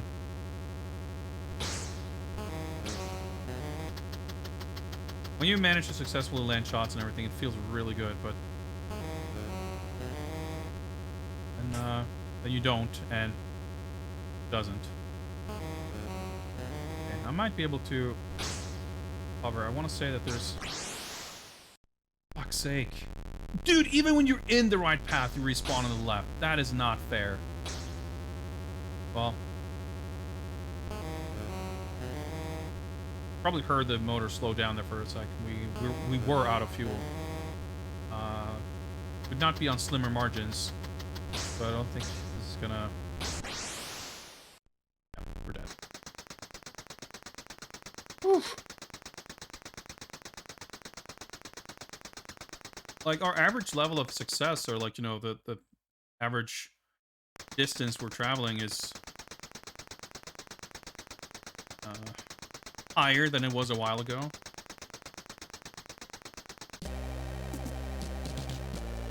Man. It's also like, it's somewhat demoralizing to know that the time I'm putting into grinding this level is like, well, after 3.5 hours of gameplay,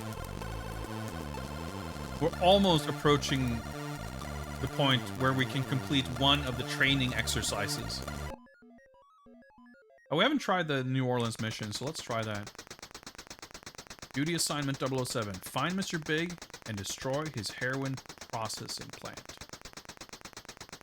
Yeah, we didn't get a briefing for the training missions.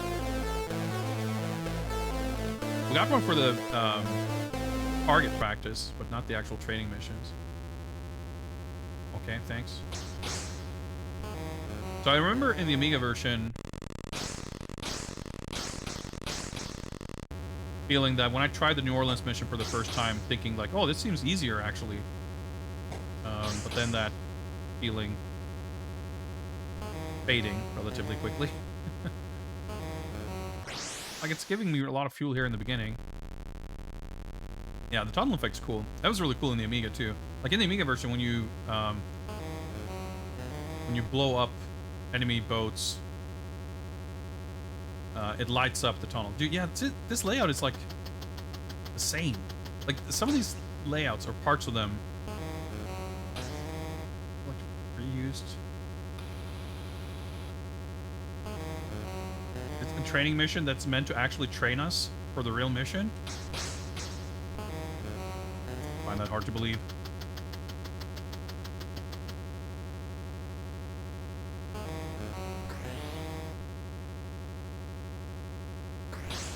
Alright, we made it to leg 2 on our first attempt.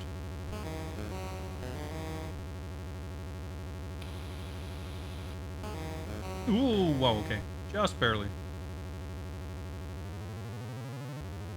Yeah, this is the part I remembered, like, there's a forced jump and a bunch of rocks.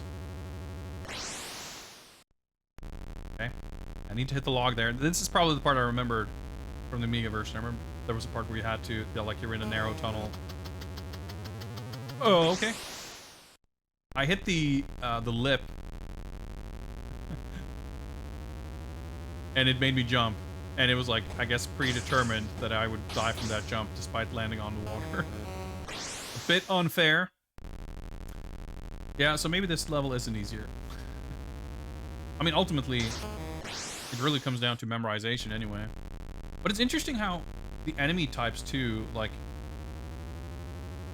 some of the enemies are much harder in this version than they are in the Amiga and vice versa.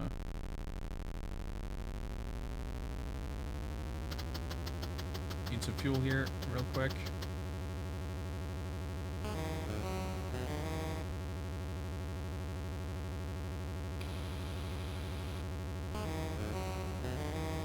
Okay, we're in the green at least. Oh, it's far left. I was like, oh yeah, I guess I go third, like, you know, on the right, but it's not going to be the same. Okay, no stone wall.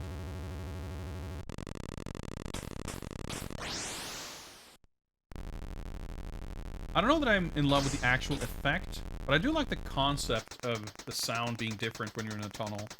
It doesn't like really sound like you're in a tunnel, but it's a cool idea. Harder and easier in different ways, yeah.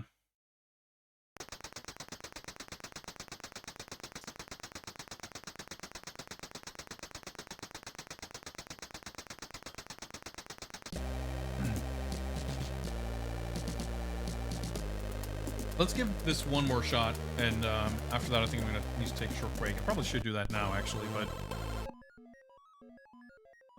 I'm too invested. Let's go.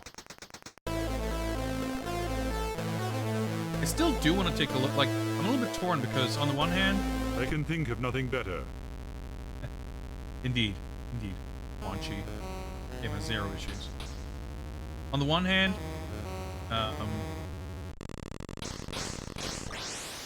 I'm really tempted to. I would like to go back with a trainer. Honestly, for this version as well as the Amiga version, to like see the full game. Even though I kind of feel like it would be satisfying to learn to beat at least one level. Dude, I skipped over the fuel.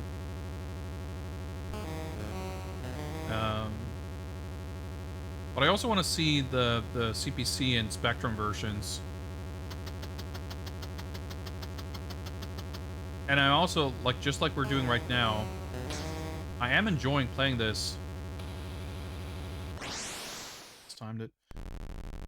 So that, like, going for that cheated playthrough, like, to a degree, there's, like, no turning back. Like, once you do that, Like, I'm not going to be very interested to go back to try to do it legitimately, I don't think.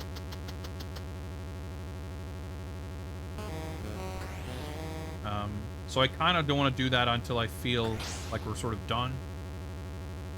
But I mean, I don't know how long it would take. Like, the levels feel long, but they're not, like, in real time, they're not, like, 30 minutes or whatever. They're not that long. Just given how many attempts we've done in an hour and change. Well, almost 2 hours, I guess. Far left. No, not this. Okay, never mind. Jump.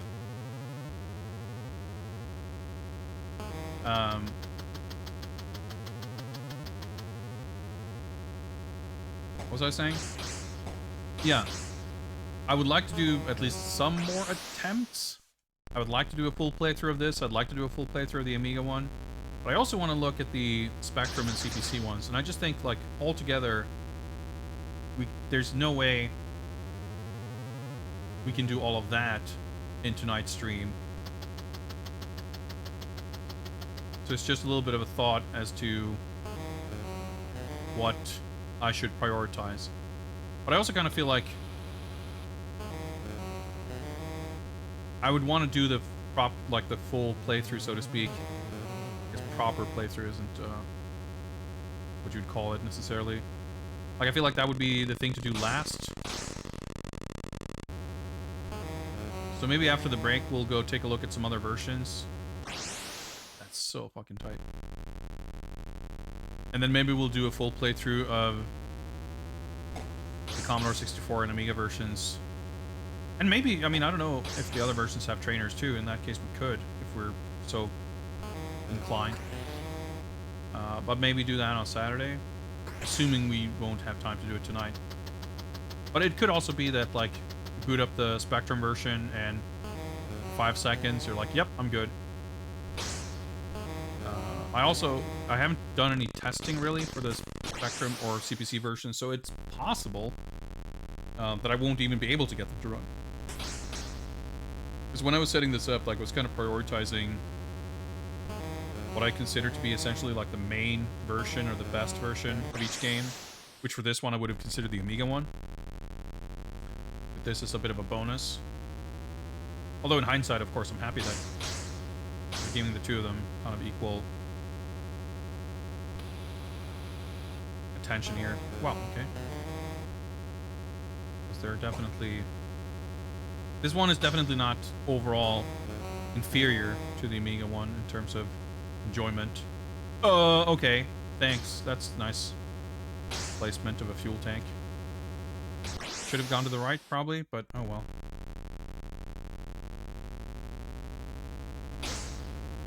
But it's also kind of a, you know... The camera's all fucked, so you can't go further to the right. Kind of general feeling of, like, how much... I wouldn't say so for this game that much, but hypothetically, you know, you have that feeling of how much time is it even reasonable to dedicate to something. How much respect could or should I give to a game that isn't giving me any respect back? Ooh, okay, nice, that worked out. That is so fucked. Why is the fuel, like, nestled inside a pile of rocks?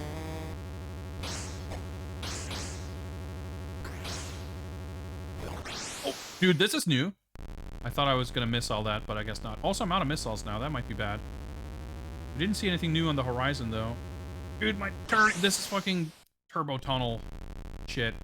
Except my turn speed is greatly reduced when I'm going slow. I never saw that part before, though, so we got further.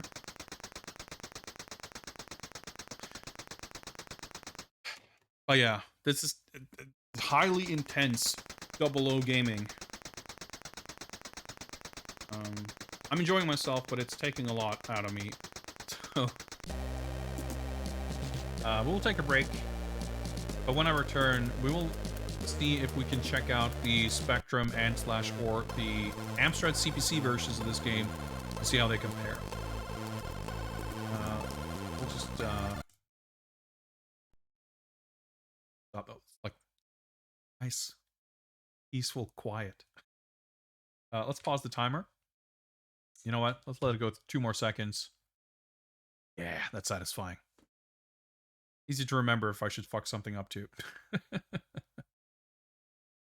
I'm gonna go away for a couple of minutes, go stretch, maybe get a refill on my beverage here. I'll come back, hopefully rested and relaxed, ready to go with more live and let die action. See you guys in just a little bit.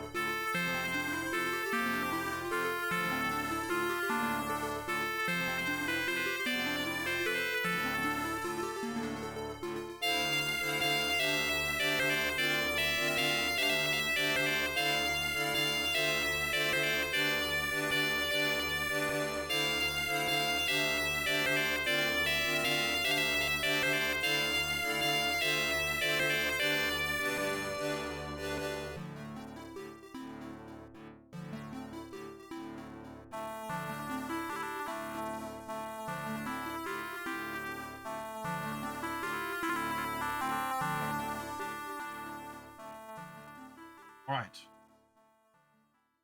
I've returned. So, oh yeah, bring my mic back so maybe you can hear me properly. Anyway, I'm back. Now, we have a few other versions of this game, as mentioned.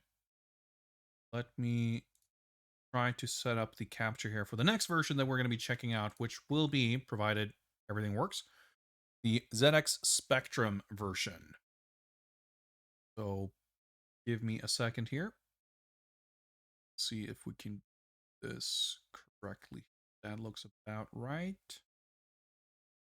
Second to just double check something here.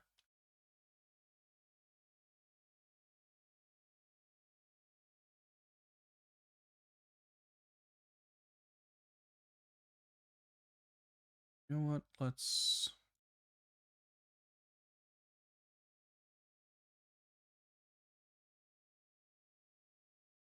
Okay.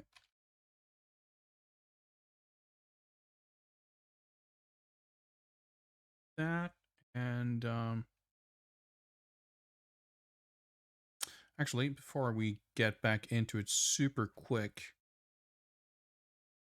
why don't we check in on the Q Branch research funding status? That latest subscription, we're up to 7,000 out of our first goal of 20K. We're getting there. We're getting there slowly but surely. Looking forward to that. Although, as I mentioned last time, the first bonus game will require some deep science to figure out. But we'll get there. Unspeakable horror awaits you. Track 0, bestowing immense generosity Unspeakable on the horror stream. awaits you. And let's just get some jams here, because we're going to be sitting here for a while. Unspeakable horror awaits you. I have not yet had time to fully fix, or at all fix, I guess, Unspeakable horror awaits you. the missing functionality here, in that a Unspeakable so-called horror awaits gift, you. no, not gift bomb, sub bomb, is that what they're calling it? Whatever. When you're gifting a bunch of subs like that, my system is not equipped to catch that, and as such, the point increase is not happening here automatically. But fret not. I shall manually add the required funding here. Yeah, gift sub or gift bomb. Yeah, because I don't have an action set up that would adequately track the amount of gifted subs. So the way it would work is it would either I use one of the existing actions, which would just add one sub regardless of how many you gifted, or something weird would happen, or I would have to like set up specific scenarios for like each hypothetical number that was gifted, so like whatever. So instead of that, we're just gonna... I even do... whatever. I'm just gonna run a little... click a test button here. And that should say plus 250. There we go. And I'll just do that 5 times. So that's 1. And it might break if I do this too quickly, so let's take it nice and slow here. It's 2. Play it again now. Yeah, see? It's all... getting all fucked up. That's 3. Wait for that to finish, and hopefully it'll unfuck itself. All right. 4.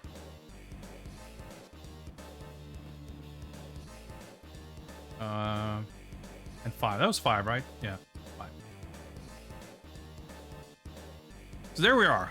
8 to 50. And thank you again, Track 0. Huge thanks. I'm at a loss for words. Honestly, that is highly appreciated. Also slightly perturbing. Now I'm all like disorganized, but anyway. Thank you, and to all gift recipients, welcome to the Skull Club. Welcome back if you've been a previous member. You are treasured members all the same. Okay, let me figure out where I was.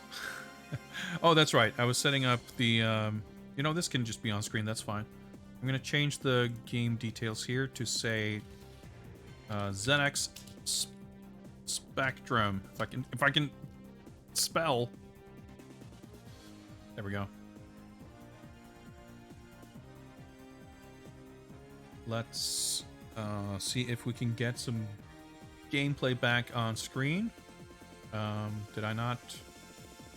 Oh, there we go. Let me just check to see the... oh, that should not be cropped.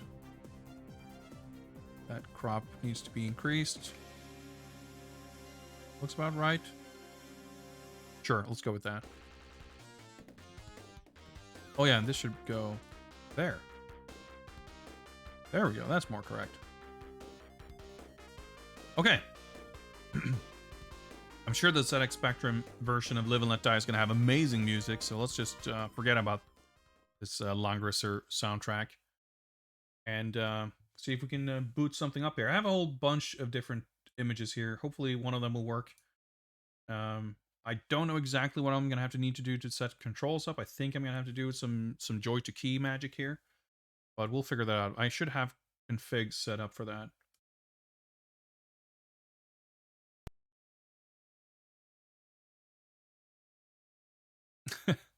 We got the boats, but no bond, no explosion. You can see that the crop is not set up correctly, so let's that.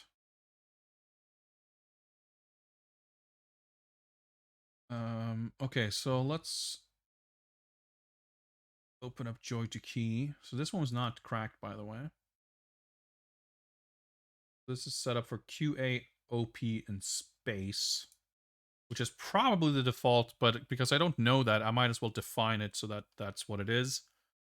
Let's resume the timer. Redefine control. Yes. I'm going to say no. I don't think I've ever gotten joystick emulation to work for Spectrum, so I'm just going to emulate keyboard, but I'm going to use joy to key to map it to my joypad here. No joystick. Actually, you know what? I just can use the controller. That should work, right? Yeah, left, right, left, if I can speak. Down, up, fire. Okay, so pressing the fire button should probably get us started.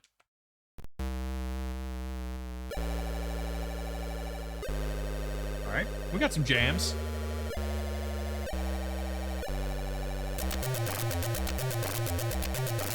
Dude, this is pretty sick for Spectrum. Holy shit. Let me turn it down just a little bit.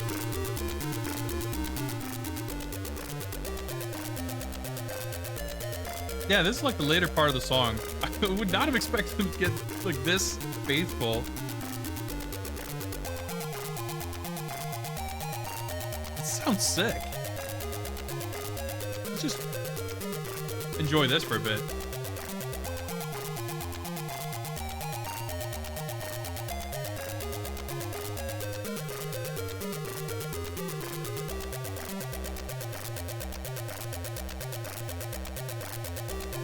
I didn't get around to it, but I really need to. It's becoming increasingly clear that I need to organize a playlist of Bond game music to enjoy for these streams. I did that for Batman, so I still have a playlist of a bunch of Batman game music. Now, of course, for Bond, there isn't a ton of, like, you know, NES and Super NES or Mega Drive games and stuff. There's the one Mega Drive game, and I already have that soundtrack.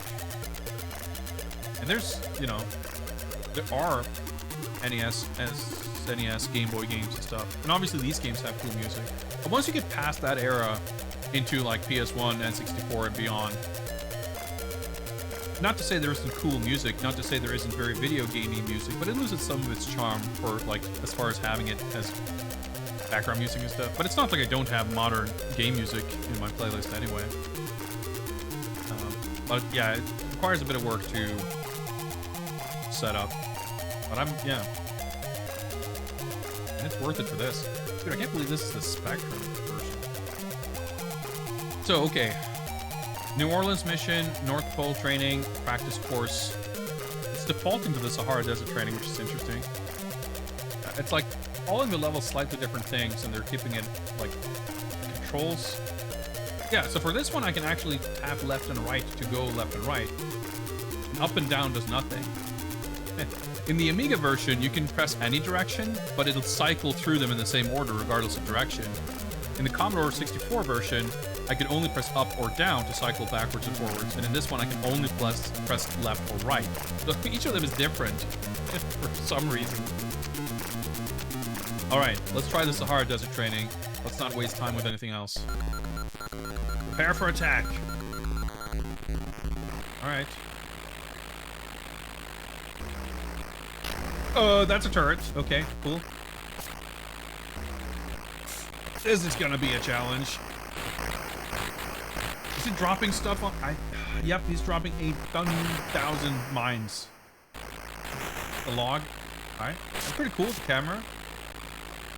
I have yet to determine... Whoa! Okay, I was gonna say what the fuel tanks look like, but I think I just saw one there. That's a log. Yep. You cannot rely on color to identify objects here. Also, there's no scaling, and stuff appears very suddenly. Also, the fuel is not very easy. Like, I'm staring directly at it, and I can't quite... Am I running out? I guess it's green when it's empty. Yeah, I feel like we're probably not going to spend a tremendous amount of time with this version of the game. I feel like this is kind of the... Ah, fuel! That's exhausting. Let me turn down the volume a little bit. I can think of nothing better. Can't think of anything... You know what, Quan Chi? I'm not sure if I agree. I feel like I can think of something slightly better than this. For instance, any other version of this game that we played. What's up, Tonda? Yeah, it's funny how each version has had, like, slightly different enemies and shit, though. The mine-laying boat, like, it kind of makes... You know what? I guess they put that because dropping fake fuel barrels doesn't really make sense when you can't have them in a different color. Because in the other versions, they drop barrels that have a different color from the regular ones to distinguish them. But I'm pretty sure the level doesn't start with that enemy there. Like, there's more of them here anyway, which is also weird. Interesting, it's in the credits here. Idea Thomas Bros. What, Bob and Dave Thomas? Is that what they were called? Something like that. But it's not like design, it's just like idea. They had the idea for the game. Thomas Bros and Pete Cook. But I'm pretty sure both of them weren't credited for it. I think it was only like Bob Thomas, I think his name was, the artist. The guy who did the art for the Commodore 64 version. It's interesting, the credits are slightly different for something like that. Obviously the code and graphics are different.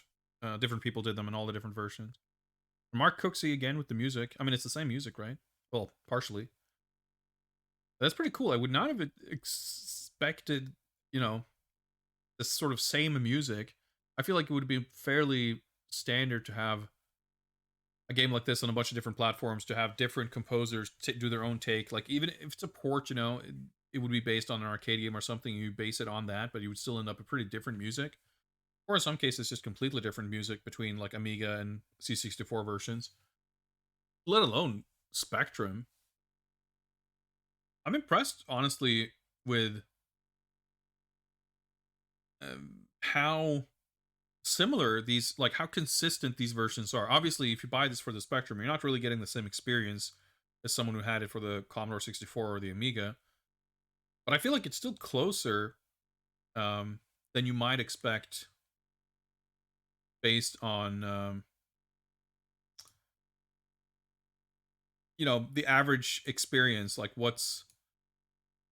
I feel like I would have seen games that were a lot more different on the different platforms. All right, let's try the practice course, target practice. I need to turn this down further. The sound is just so, like, aggressive. Dude, yeah, is there, like... can barely see your bullets. There's like way more targets. Are there going to be targets that are... Okay. Oh, those are ice flows. Like, you can't see what anything is in this version. The boat takes up so much of the screen. Nothing scales, so it's like appearing halfway... Like, it doesn't appear on the horizon. I'm out of fuel? Are you for real? Like, looking at this, I feel like, on the one hand, I'm, like, impressed. Because, again, I have very little familiarity with the Spectrum in the grand scheme of things. I realize this is probably not a fair or accurate assessment. But in my mind, it's like a system that isn't capable of very much.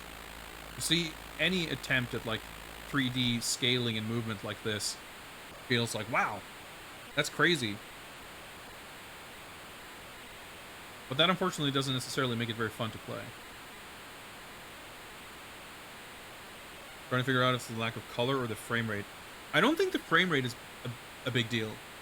I feel like it runs sufficiently smooth. I think the color is a big... Well, readability in general is an issue here. I think the frame rate is fine, but things appear so quickly. Oh, that's... Like... There's no... Like, stuff doesn't really travel across the screen. I feel like your boat takes up a larger chunk of the screen, too. Like, the distance between the sort of front tip of your boat and... Like, whether you count distance in, like, yards, or we're talking about time from something spawning to it colliding with the front of your boat, it's just way too... There's, like, no margin there. There's nothing for you to react to. So, like, having even a sense of how to navigate around things. Like, your bullets... Like, there's some... It feels like the camera perspective is, like, different somehow.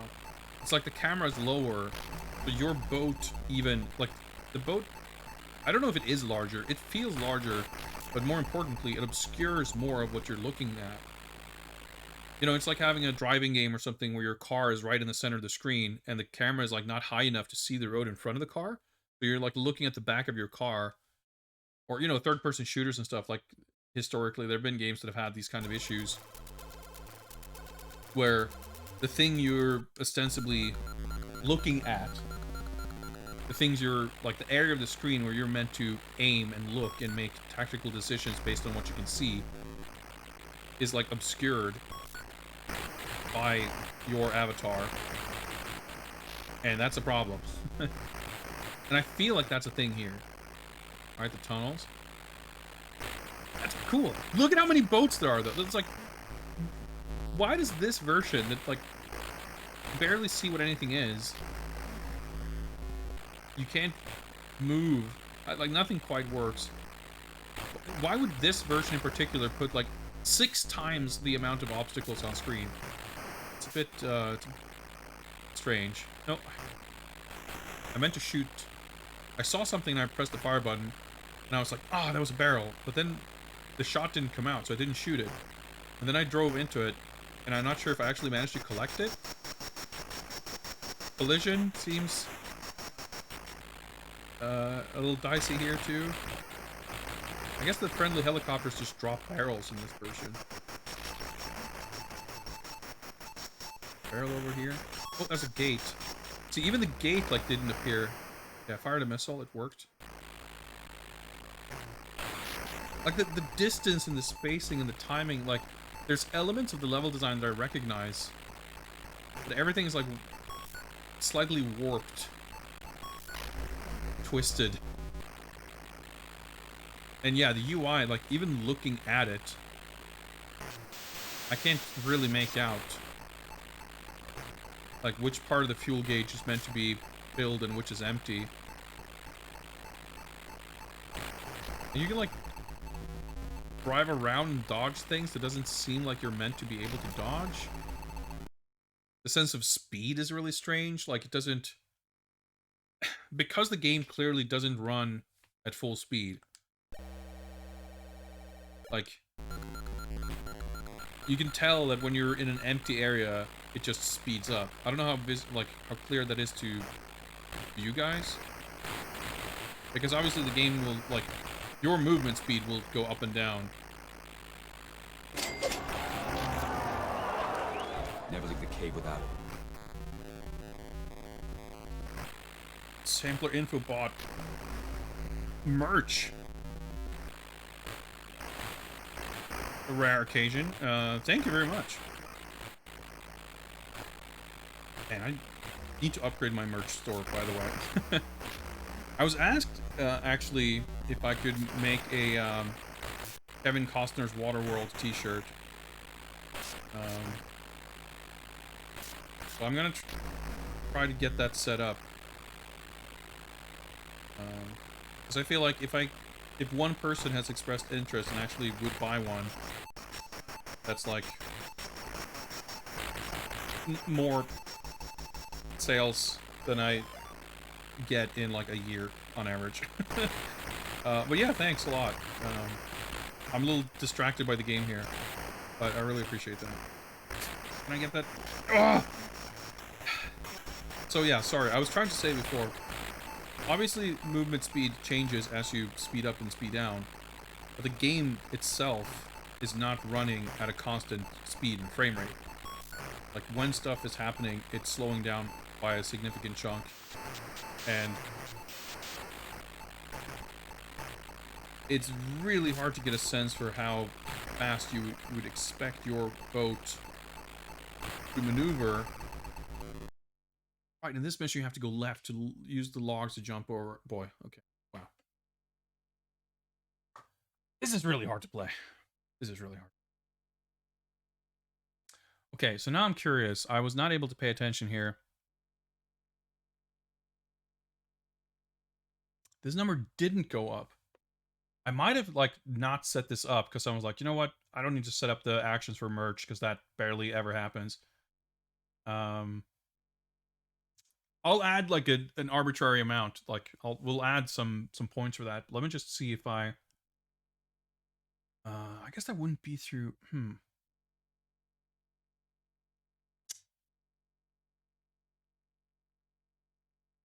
okay, let me a lot of stream production here. Let's get some music going. I think we're probably gonna swiftly move on from the Spectrum version of Live and Let Die anyway. It's like hardly playable.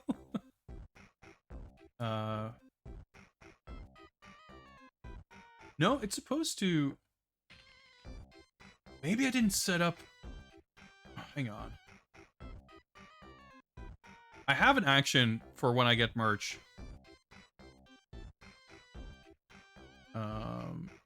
But maybe I didn't hook it up to actually.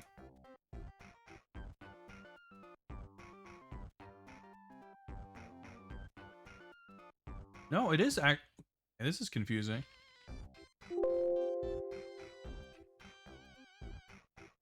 I have an action here that is supposed to add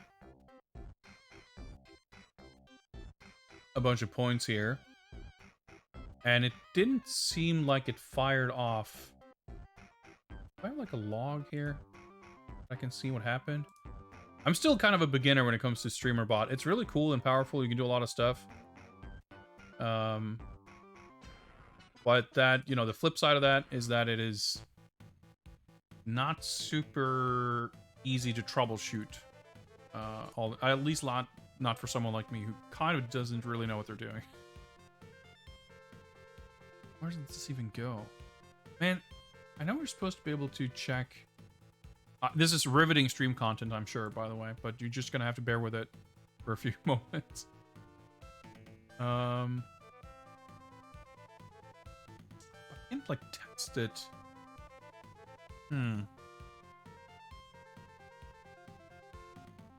Okay, so what if I do this? I'm just gonna do the action is there, but it didn't fire off. So let me do something silly here. And to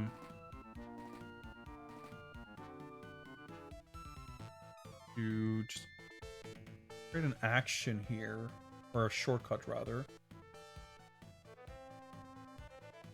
I'll bring up the branch, Streamlab, merch. Okay, let's try pressing this button to run this action and see if it works. All right, it increased by 1,000.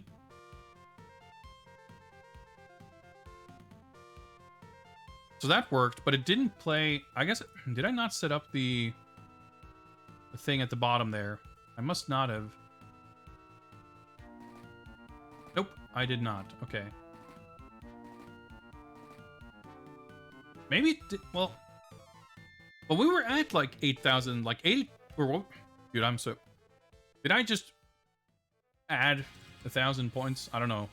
I mean, I did just, but did I just add that I just, I'm confused. ZX Spectrum Bond video games, too confusing for me, but at least we've added more than enough points for that purchase. You know what? There were 2 items being sold, right? So I think that... Did we not start at 8,000? No, it was at like 7,000. It was at, I think we ended up at 8,250. I'll check the stream, I'll check the VOD, I guess, to double check. But at the start of the stream, it was at like 6,700 or something. And there was 1 sub, I think, to bring it to 7,000, and then it went up to 8,250. So I just have a flat like 1,000 points for merch because it's too complicated to try to. I guess I can't. There's no way for me to like look at the specific figure I sold something for or whatever. But that's fine. Like I'm happy to incentivize that by adding a flat number to it. That's more than the equivalent, or at least more than. It's a lot more. Let me tell you that I don't make $10 if someone buys a shirt. But anyway, yeah, I think we're happy with that. Let me hit save here. That should write that to file. And yeah, I was gonna say I need to get like a mug. So I was thinking of buying a Last Armageddon mug, but I was thinking maybe because I have the Last Armageddon mug, I have the Streets of Rage 4 mug, and I think there is a Super Metroid mug. And I wanted to say that I had some thoughts if there's other artwork that I can use that's wide enough to fit the mug template. But I haven't updated the merch. Like, again, I very, very infrequently get any amount of merch sales, so I haven't been very incentivized to like keep it up to date. But like I said, there was at least 1 request for a Waterworld shirt, so I'll try to add that. And while I'm at it, I'll try to add maybe some other stuff. And by all means, like, if anyone is legitimately interested, if someone is like, hey, if you put that on a shirt, I would buy it, let me know and I'll do it. It's just that it's a non-zero amount of effort, and if I'm literally getting 0 amount of profit off of it, which has largely been the case, like it's more tedious than you would think to like get it all set up. But I would like to have more stuff, even if I'm just buying it for myself. And what's the other thing I was going to say about that? Yeah, I think since I added the shirts and stuff, like they've added more free options, because if you're like a premium subscriber or whatever, they give you a lot more options for products you can sell in the merch shop. I think there's been more stuff added, but there were definitely stuff like stickers, which like I would really like to do stickers. I know that I have some art that would probably work pretty well for that, but it's a little bit dicey because it's hard to see what any of it's going to turn out like. So I'd have to do like a trial run and buy some stuff for myself just to see what it's like before I would feel comfortable selling it to someone else. But yeah, it's time consuming, so it hasn't been a priority. But maybe someday. Your first real band was named Q Department. I did not know that. Quality trivia. Oh boy. Well, wouldn't be a stream without some technical issues and, and troubleshooting, would it? Anywho, I greatly appreciate various kinds of generosity that's been on display tonight. But let us let's get rid of this Spectrum nonsense. And let us instead look at some CPC nonsense, if I can get that up and running. There's so many of these different emulators that I have no... Like, I never use these for anything other than this stuff. So I, like, in between doing these streams, I always forget how any of it works. And there's, like, so many different ones. You know, there's, like, Atari ST, Atari 8-bit, C64, Spectrum, CPC, and Amiga. I think those are generally the ones. And then you have, like, DOS, but I guess that doesn't really count. DOSBox is a little simpler. And, like, each of them have, like, their own... Everything about the interfaces and settings and everything's totally different. And then I have a bunch of emulators, too, for stuff that's, like, you know, Atari 2600, and whatever else. And, I never remember what emulators for what system. A lot of them have, like, very cute names, so I always have to look up some other reference thing I have to, like, cross-reference and see which emulators for what system and everything. It's just a... You know what? It's a bit of a nightmare, but I think it captures the essence of trying to use these systems like the real original hardware. Oh, all right. Let's see if we can get the emulator captured here.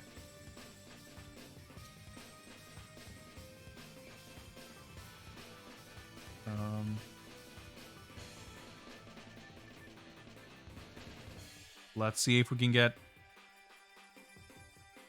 Okay, what if I change capture? Oh, there we go. Okay, that works better. Good. Get rid of that crop. Could be worse. Could be a Thompson. Yeah, that's the thing. Like, there are other... Like, the only systems I've had to delve into like this is all the stuff that had, like, either Double Dragon or Final Fight games on them, because we played those games for those marathons. And I mentioned the technical hurdles that need to be overcome once our first Q Branch research funding initiative reaches its goal. And that's because we're going to be playing stuff that's on system that I don't have set up previously, because I haven't played anything on them before. So it's going to be an adventure. We might be in for some more live troubleshooting streams. All right, let's get rid of these jams. See if we get some what was his name? Mark Cooksey music in this one as well. See if I know how to load an Amstrad game image. Can I open this from a zip file? I'm not going to take that for granted. So I'm going to put this here folder. Well, maybe I no. You know what?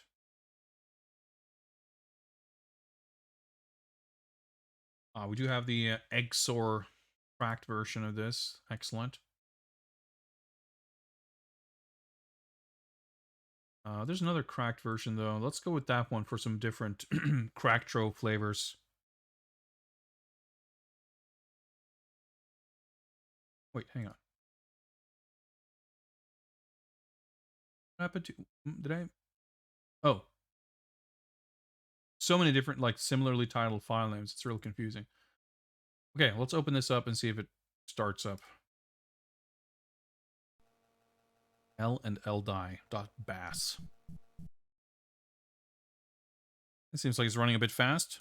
Let me just change the game info here.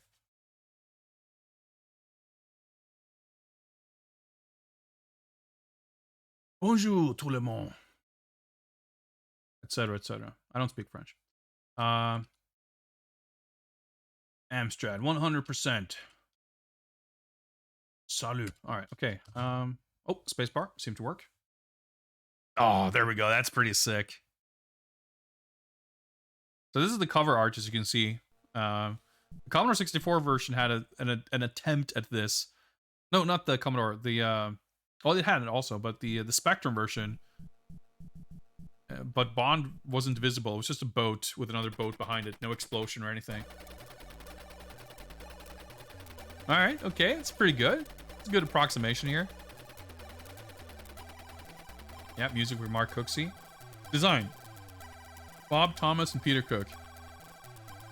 Andy Williams. Okay, so this is the same staff as the Spectrum version. That's kind of what I figured, because looking at screenshots, the Spectrum version basically looked like a watered-down version of this.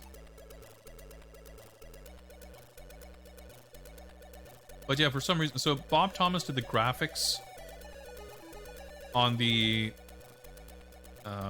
Commodore 64 version. And he had his brother, I guess. I think it was called Dave. Some normal British name. Was the programmer on the C64 version. So in every version, Bob Thomas is credited for the design. But in the Spectrum version, the Thomas Bros, as well as Peter Cook, are credited. Well, technically, they're not credited for design. They're credited for idea. But, you know, that's just flexible terminology, which is still a thing in the game industry today, for sure. Granted, no one is commonly credited for, you know, as being the ideas guy. But we can understand it to mean game design. That makes sense. Okay, so we should probably have... bring up the audio a tiny smidge here. And make sure we have the go-to key set up. Now, I guess I don't know what the controls are going to be like. Let's assume that it's going to run at this bizarre QAOP layout, because I think that is... well, not bizarre. Non-standard by, you know, today's perspective. But it was fairly standard on some of these other computer systems that didn't have dedicated arrow keys. Or incredibly awkward arrow keys.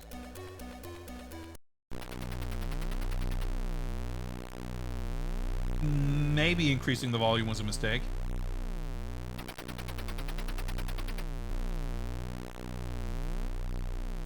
Turn it down a little bit.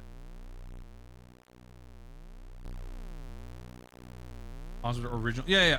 But I mean, film credits are a completely different story to begin with.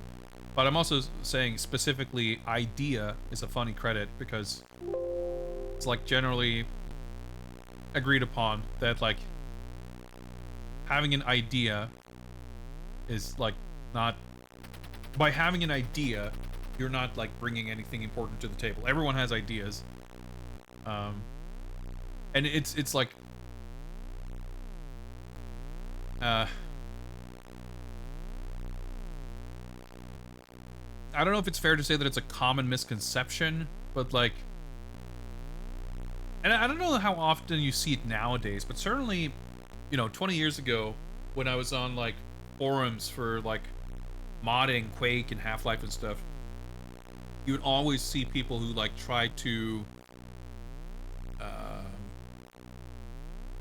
rally up like people trying to recruit folks to like help on their sick Quake mod or whatever, and it's always like, yeah, I've got everything organized, you know, I'm gonna be the team leader, I'm gonna be the director, I got all the ideas, I just need an artist and a programmer and a level designer and something else, like, and there's this kind of concept, I think, among people, certainly especially among people who's like never done this kind of stuff for real, that I can come up with the ideas and you can just make the stuff. And there's this kind of misconception that having ideas is valuable, but it's like the least valuable, like only someone who would bring ideas and nothing else would think that that's a valuable contribution, basically. And I think a lot of people, at least with that kind of background in game development, like has seen that very thing. And of course, you see it in a lot of different other contexts too, even within game development. But because of that, and granted in 1988, it would have been a different story, for several reasons. But because, to me, that's so ingrained, the idea that, like, the ideas guy being this kind of obnoxious person you, like, the last person you would want to have on your team. That makes it funny to just see literally someone being credited as the idea guy. That's funny to me. Anyway, we got different, slightly different names for the levels yet again. Practice course, North Pole exercise. Let's stick with the Sahara Desert exercise. Ideas guys are great, just never let them be in charge. Well, I feel like you're talking about something slightly different. I mean, I don't disagree. But I think it's more that, like, people who are, like, convinced of their own, they kind of overstate or like take their ideas as being more interesting or more valuable than they are. And then on top of that, I guess if you add the kind of insistence or assumption that those ideas are going to be acted upon, because, like, hey, I brought these great ideas, like that's the real thing, right? Like someone who has who kind of expects or wants their ideas to take precedence over anybody else's ideas. I guess that's the thing.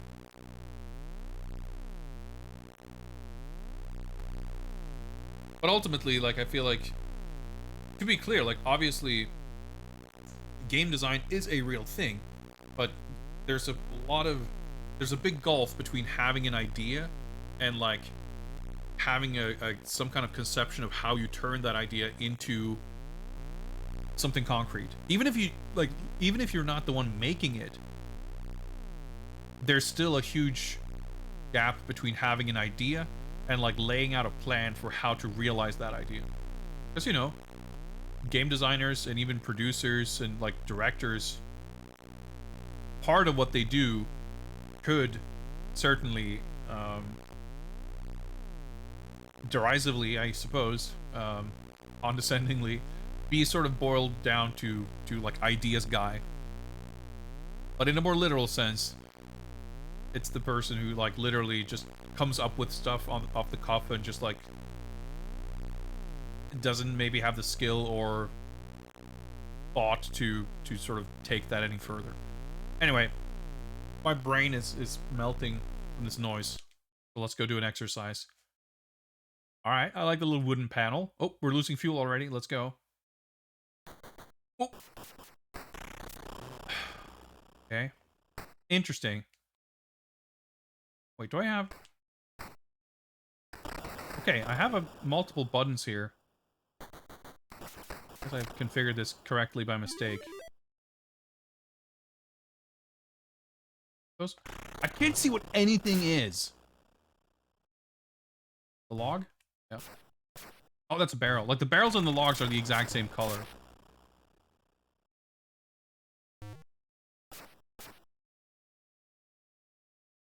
Oh, yep, everything spawns super quickly. Yeah, it's nice and smooth. Oh, that's a barrel. Yeah, of course. Oh, I can just stay up here. Okay. Controls arguably feel better. I like that you sort of keep gliding forward when you explode. Okay, the alert noise when you're low on fuel isn't great. Yeah, but it has the exact same issue as the Spectre one, where the perspective makes it, like, really awkward. Try the practice course.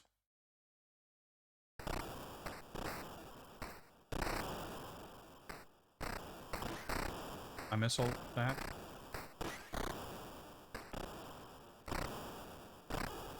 Like, I'm so used to just, like, cranking up the speed and just, like, fuck it, we gotta go full speed. That is not really a viable strat in this one. Yeah, but you can turn sideways. You can see right there, like, going from a standstill. I just barely accelerated, and then I could just, like, drift really far to the side. Like, that's not just something you cannot do in the C64 version.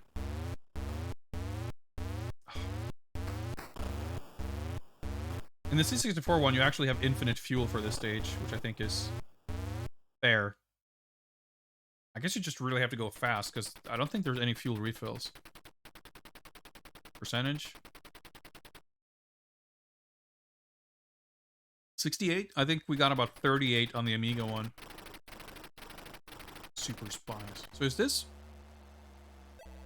It seems to imply that this version has a global high score board, as opposed to a per level one. Go back to Sahara and see if we can figure any of this out. Yeah, it starts with the turret. I remember that now. Okay, mines. Yeah, the Commodore 64 version doesn't have the mine... Or, no, it does. Oh, that's a boat. They look like little rockets. But yeah, like when they're further away, you can't tell what anything is. Like you can, the only thing you can really see is maybe the colors. But when the log and the barrels and the enemy boats all are orange. That's a bit rough. I was not looking at the screen. I was looking at the speedometer because I was trying to tell. Kind of funny, like start on the bank. I mean, it's certainly a lot better than the Spectrum one. You can kind of turn, well, you can lean while in the air from a jump. I don't know if you can actually turn.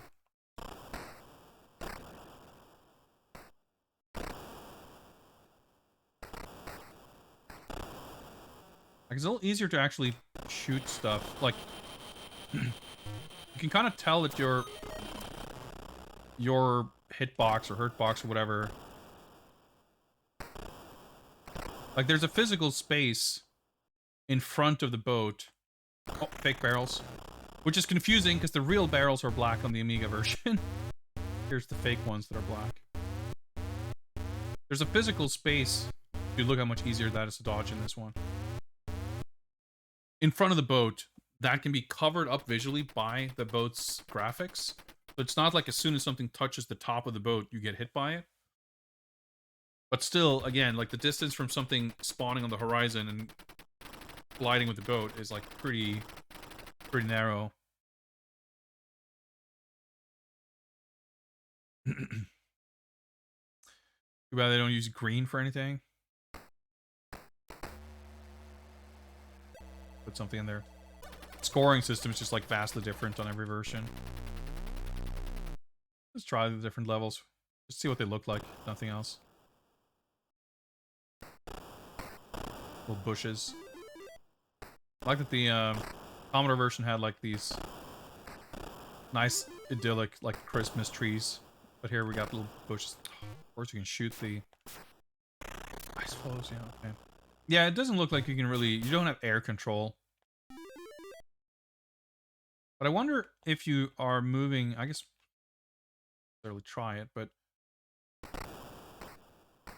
this is really hard to see. Yeah, this one doesn't like change the color palette inside the tunnels. The jingle obviously is different. There's no engine noise. That's something I actually really quite liked about the Commodore 64 version.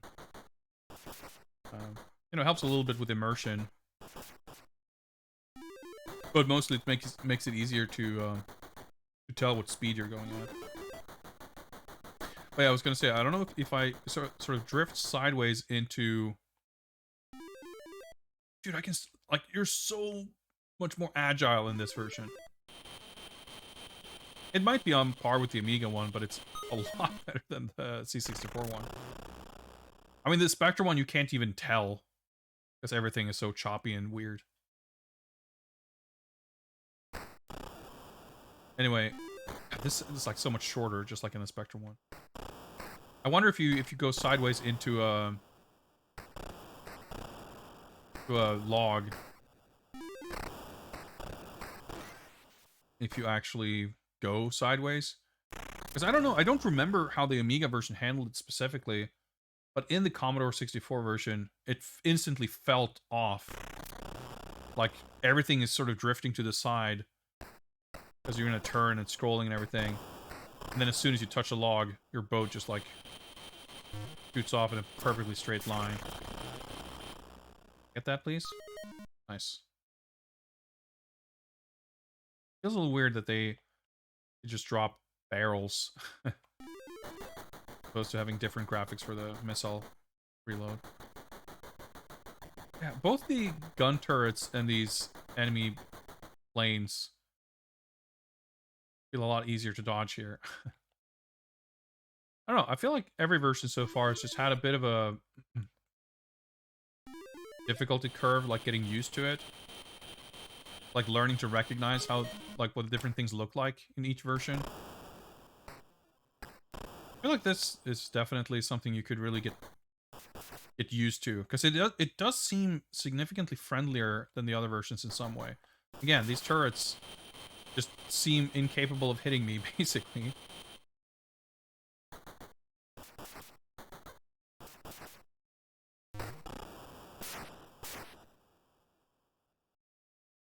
And turning is a lot easier in this version than in the C64 one.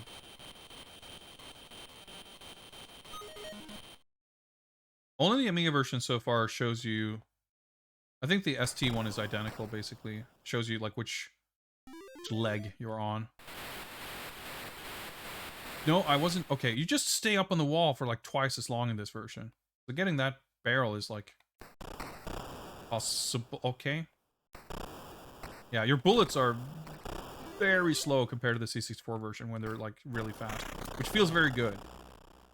Here it's a little odd. The readability, again, of the fuel gauge is a little worse. Because the contrast between the blue and the red or green isn't as good. Certainly this noise is hard to miss. But I kind of preferred having the engine noise and the visual flashing of the fuel gauge. Whoa. Well, that answers that, I guess. I'm just stuck on a straight line. Okay. Pretty decent fuel recovery there.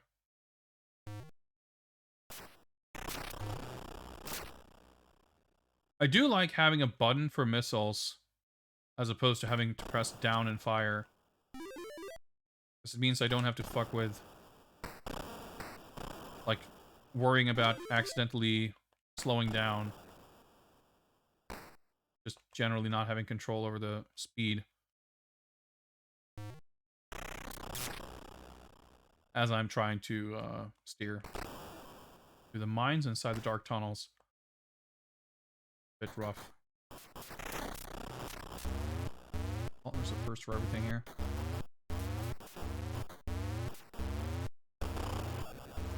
Oh, yeah. Got to this part. A lot of fuel, though. Yeah. 4,212? I guess that's a good score? I don't know.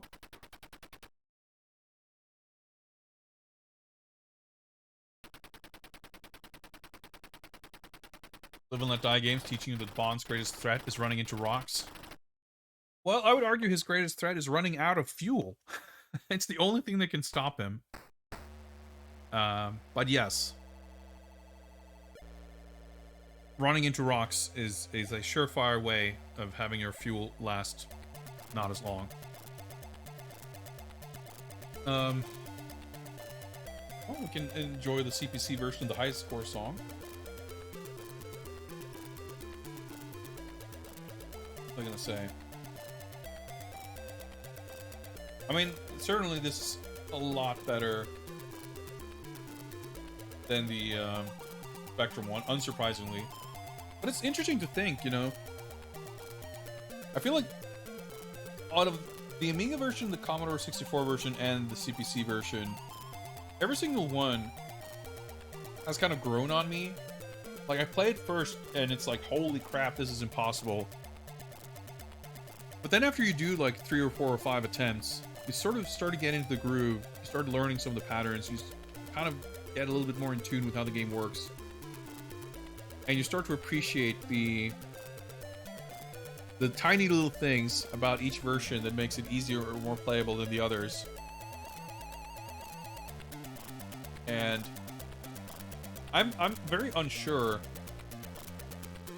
Like right now, my gut tells me that the C64 and Amiga versions are on fairly even footing, but maybe the C64 one edges it out just because it's a little less frustrating in some ways. It's a little more straightforward. And this would be in the third place, but not too far behind. But I don't know, like, with a little bit more time,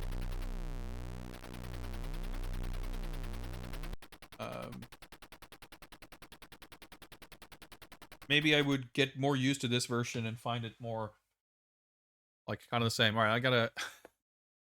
Oh, shit, I'm already losing fuel. Gotta get into my gamer position here.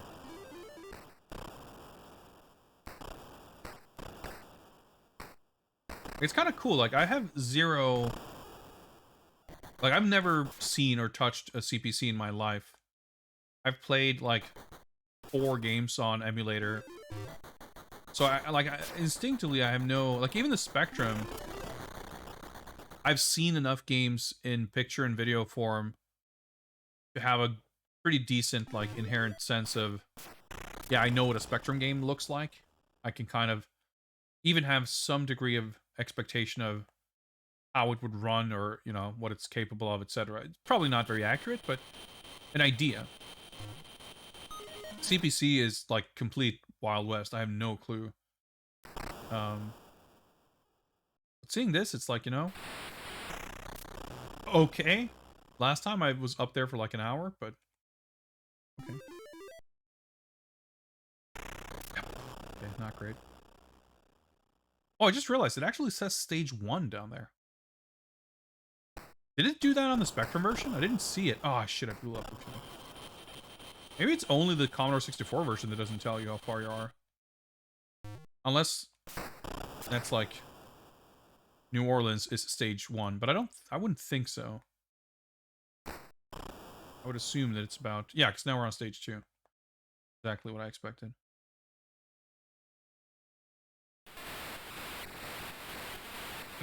Nope. Oh, okay. Well, I was able to go up there at least. Stupid.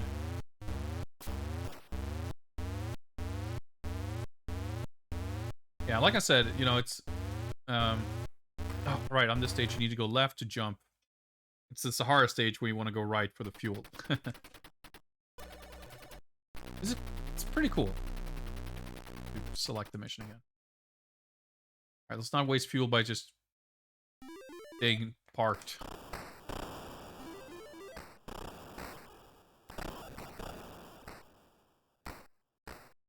Like, for every little detail that's kind of missing, there's something else.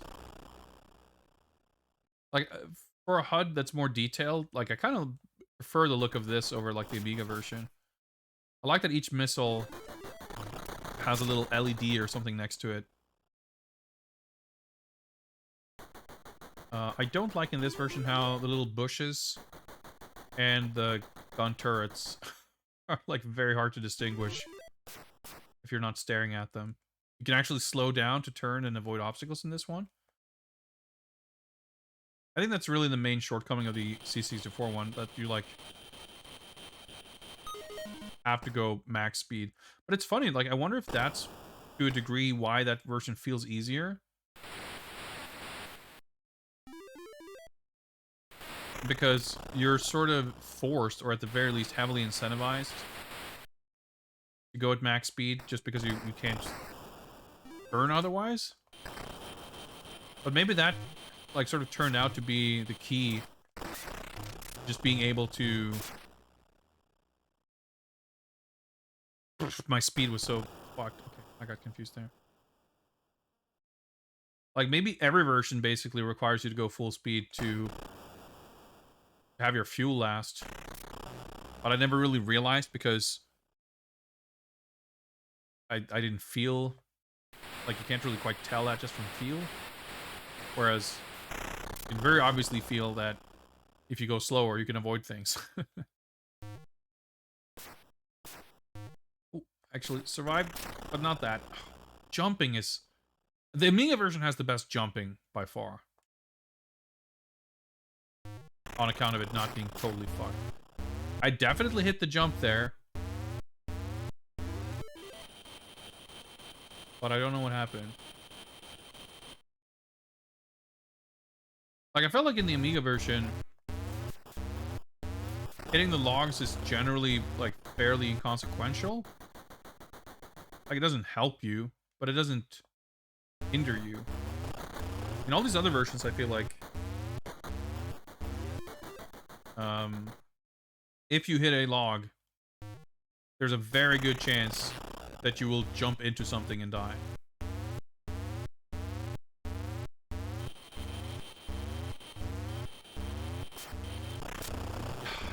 And yeah, I love it when they drop ammo boxes on deadly obstacles. I just realized, by the way, this one had the little cracker intro, but it didn't actually have cheats.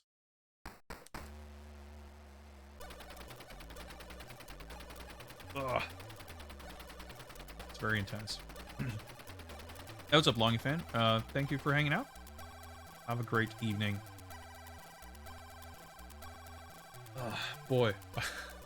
My eyes are like itchy. I'm like staring at these bright colors, and I'm like, most of these emulators, I can only play them in like a relatively tiny window, so I have to like lean towards my monitor to even see what I'm doing. Ugh. It's just a... It's not a good time. Not a good time. Can I even like... Nope. I'm like, can I make the screen larger? I can like maybe go full screen, but I don't dare do that because who knows what that's gonna... Like, it's gonna break 5 other things. Anyway, this is a fairly draining game to play, but it's been fun to spend some quality time with it, to like fully engross myself in the experience, and not like rush through just getting to the end, or like, you know, because I could have played stages 3 times and say, this is impossible, let's just restart with the trainer and go through all the levels. But I feel by playing it properly, giving it a serious attempt, several, I have a better appreciation for the game and what the experience is like.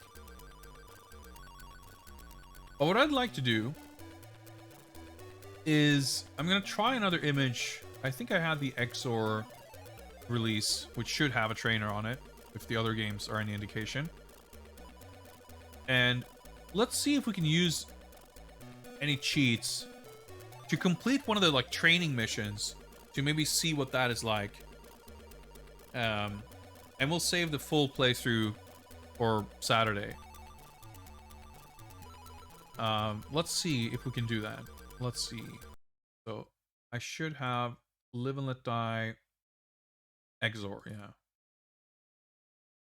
Get the classic XOR intro here. Should. Yes. Okay, we can party normally, but we've done that for 4 hours and 29 minutes, 52 seconds. So let's go Fuel Infinity. Interesting. I don't know what the third option there was. I'm assuming infinite missiles. Or maybe it's like infinite everything. Because I was going to say, it would be really weird to have the choice between infinite fuel and infinite missiles. Infinite missiles helps. It's not helpful. But it's not that helpful. Unless you literally need a missile to clear the stage, and if you come to the end of the level with 0 missiles, like, you're fucked. I mean, you need the missiles for the gates, but you can still crash into a gate and respawn and keep going. Obviously not ideal, but if you have infinite fuel, it's kind of a non-issue. So let's do the Sahara. That's the one we got very close to the end. We got to a different background on the Commodore version. Man, this is like a leisurely... I was gonna say stroll. What's the equivalent when you're in a boat? I don't know. The equivalent of a stroll.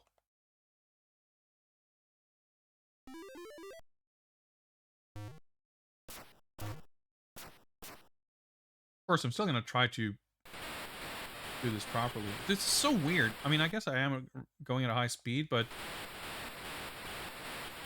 you stay up on the bank way longer in this version, to the point where like actually coming back down is really difficult. But I guess you have to like deliberately slow down. You know, it's so funny how like taking the stress of the fuel out of the picture, this feels so much fun. It's like so satisfying just like dodging stuff and shooting. It's very interesting. This is my first time playing with the cheat, and I'm just stunned by how instantly how much it just feels very different to play. Obviously it doesn't control any different, but my level of kind of investment in you know what I'm focusing on ends up being a little bit different.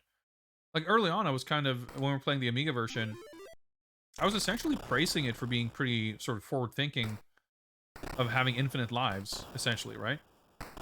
Although you could argue that you only have one life. But crashing into stuff won't end the game. And I do think that's cool. Like, you could very easily have expected a game like this to be exactly like this, with the fuel mechanics and everything, but then on top of that also say like, oh yeah, well if you crash 3 times, then, you know, that's it. So I do think that's nice. But feeling just how this feels with the infinite fuel, I'm kind of feeling that, you know what, maybe this game just should have had lives and not had fuel. Maybe that would have made for a more enjoyable experience. Because I feel like it's far more of a viable concept to learn how to complete a level without crashing, like X number of times. Like, assuming you get, like, you know, 5 lives or something like that.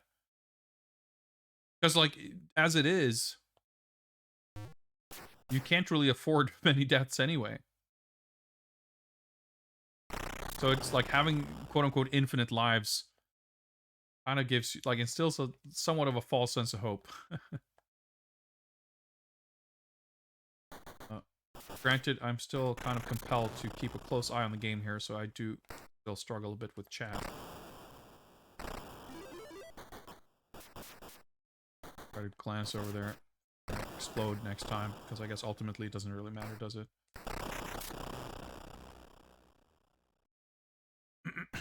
What's up, the opponent? Too bad no games based on you only live twice. Some would say probably a blessing. I mean, it would have been fun, but that specific reason, I don't know. Is that the sub? Probably, right? Yeah. Okay. I guess I needed to hit the jump. You still collect fuel when you're exploding in this, which is nice. You should have hit that jump. But yeah, like, even playing it with infinite fuel, it's like, yeah, well, you could time it. You could try to, like, the game doesn't keep track of it.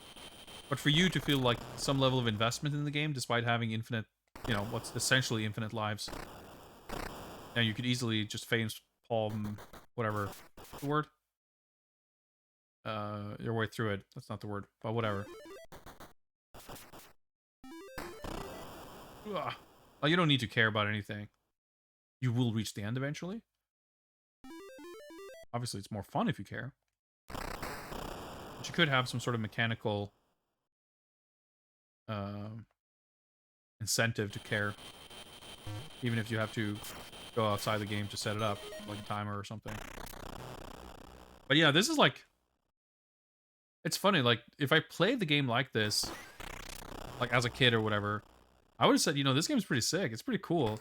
But you probably finish it and then you're like done with it. But, you know, if the alternative is, yeah, you play it for 2 hours and you absolutely do not finish it, and then you're done with it, then I don't know that it's any worse. Just relaxing. Nice little boat vacation.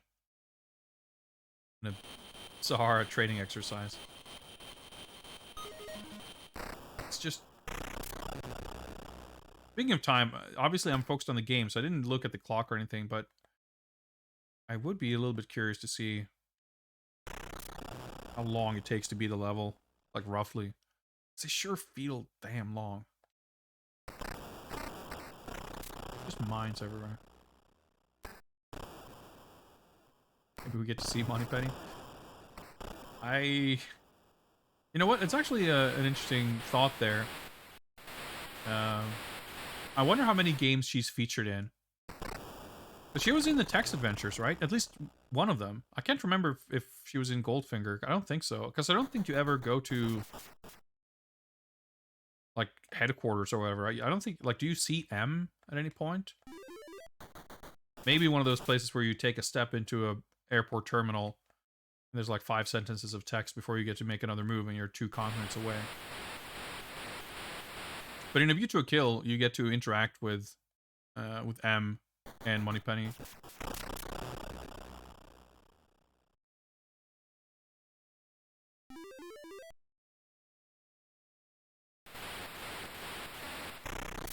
I was trying to go very carefully up the wall to see. I just feel like I wouldn't expect this to have anything more than a line of text to congratulate us if we beat it. But hey, you know, the actually unbeatable View to a Kill game had like an ending image that lasted for about half a second.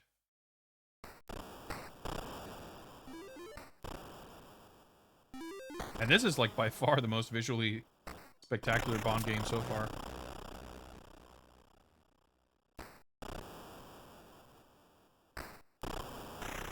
I mean, Living Daylights was definitely pretty slick.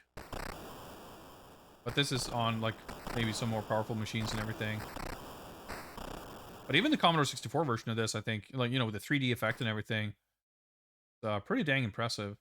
But I guess maybe it's unfair to say that it's by far the most visually, like, accomplished. Because Living Daylights was pretty damn cool, too.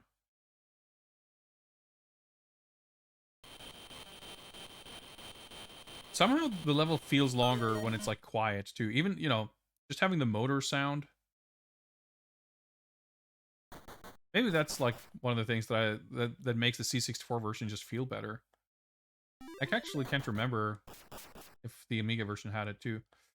Probably wanted to go right for the fuel, but I guess the fuel doesn't matter now, does it?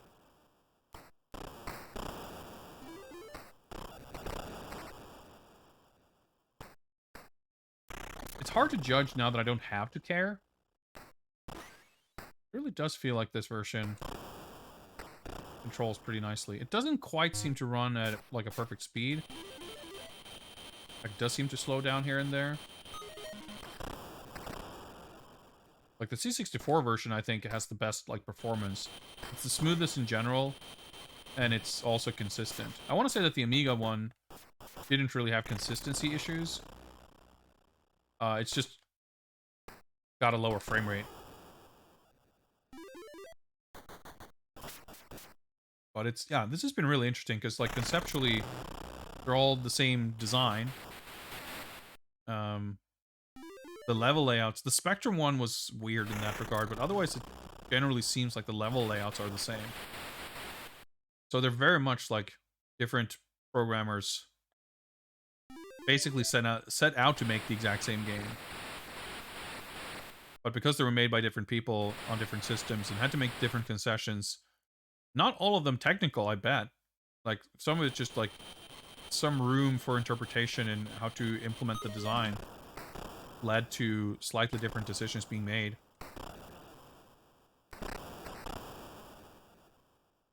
So in that way, I feel like the different versions of this have arguably been more interesting than the different versions of the Living Daylights. But it could also be basically that this game had more, like, with the exception of the Spectrum version, all these other versions have felt different, looked different, but all been, I would say, maybe not equal, but reasonably similar, like on a reasonably similar level of playability. Also around stage 5. I don't know that I realized that we actually got to stage 5. I think we did get this far. But it's like, it's not... I had to keep track because the C64 version doesn't show it on screen. Hard to keep mental track of it because everything looks so similar. But in the Commodore version, the backdrop changed. And we saw, like, the big processing plant or whatever in the background. I'm really excited to see if that's going to happen here. I'm just, like... We've been playing this for almost 5 hours, and I've been so eager to see, like, what happens at the end of a level. And I don't even know if the training missions sort of simulate that, you know? Yeah, I do remember that part. Colors are all different, but yeah, second submarine.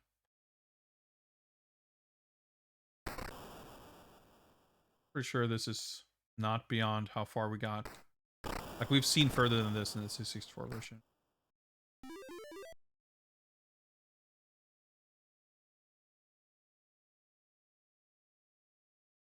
Yeah, because when we got to the plant, there was just like a bunch of bombs, like dynamite, like sticks of dynamite being dropped down into the river. But of course, the enemy, the plane that drops bombs, is not in this version. So the bomb, like item, object, whatever, would not be in this version. So maybe it's gonna be something else. But I don't remember how like the transition looked. I want to say that it's a turn like this, and the city or processing plant or whatever it is, like gray buildings in the background, just sort of scrolled in from off screen. Yeah, okay, here we go. Now I'm eager to know like how much is left of the stage here. Okay, there is something. I think we saw something like this before. Oh, these are like the under... Yeah, okay. They're like under the surface. They were in the Amiga version. Maybe that's what they're supposed to be in the Commodore 64, but they just look like black sticks of dynamite. Right, fire missile. So, were there logs there that I could have jumped over this? I mean, we were close to the end, but we were not that close. See, this seems a bit strange to me. Oh. Ow. What? Out of fuel? Does it just end? Dude, what an amazing fucking cliffhanger. Because we're obviously going to have to find out if that's what happens in the other versions. That's a training mission, right? So maybe that doesn't have like a real ending. Maybe they just force kill you. Maybe that's why they put these walls of stuff at the end. So that you're like, if you somehow got there with full fuel, you're going to get incapacitated too. You will run out of fuel. But then if you, for some reason, i.e. you're cheating, you don't run out of fuel, the game's like, nope, you're out of fuel. Because they don't have any other, like, there's no other message. Like, essentially, we didn't run out of fuel, but we ran into some other trigger that ends the mission. But no matter how you end the mission, it'll always tell you that you ran out of fuel, because normally that would be the only way to end it. Contact your local MI6 recruiter. Yeah, exactly. That could be. Again, this is just a training mission, so there's no reason to assume that any way that this works is representative of how other missions are going to work. But that's awesome, because, like, A, we learned that we made it very close to the end. Like, with a little bit of patience, I could complete, I could have gotten about this far.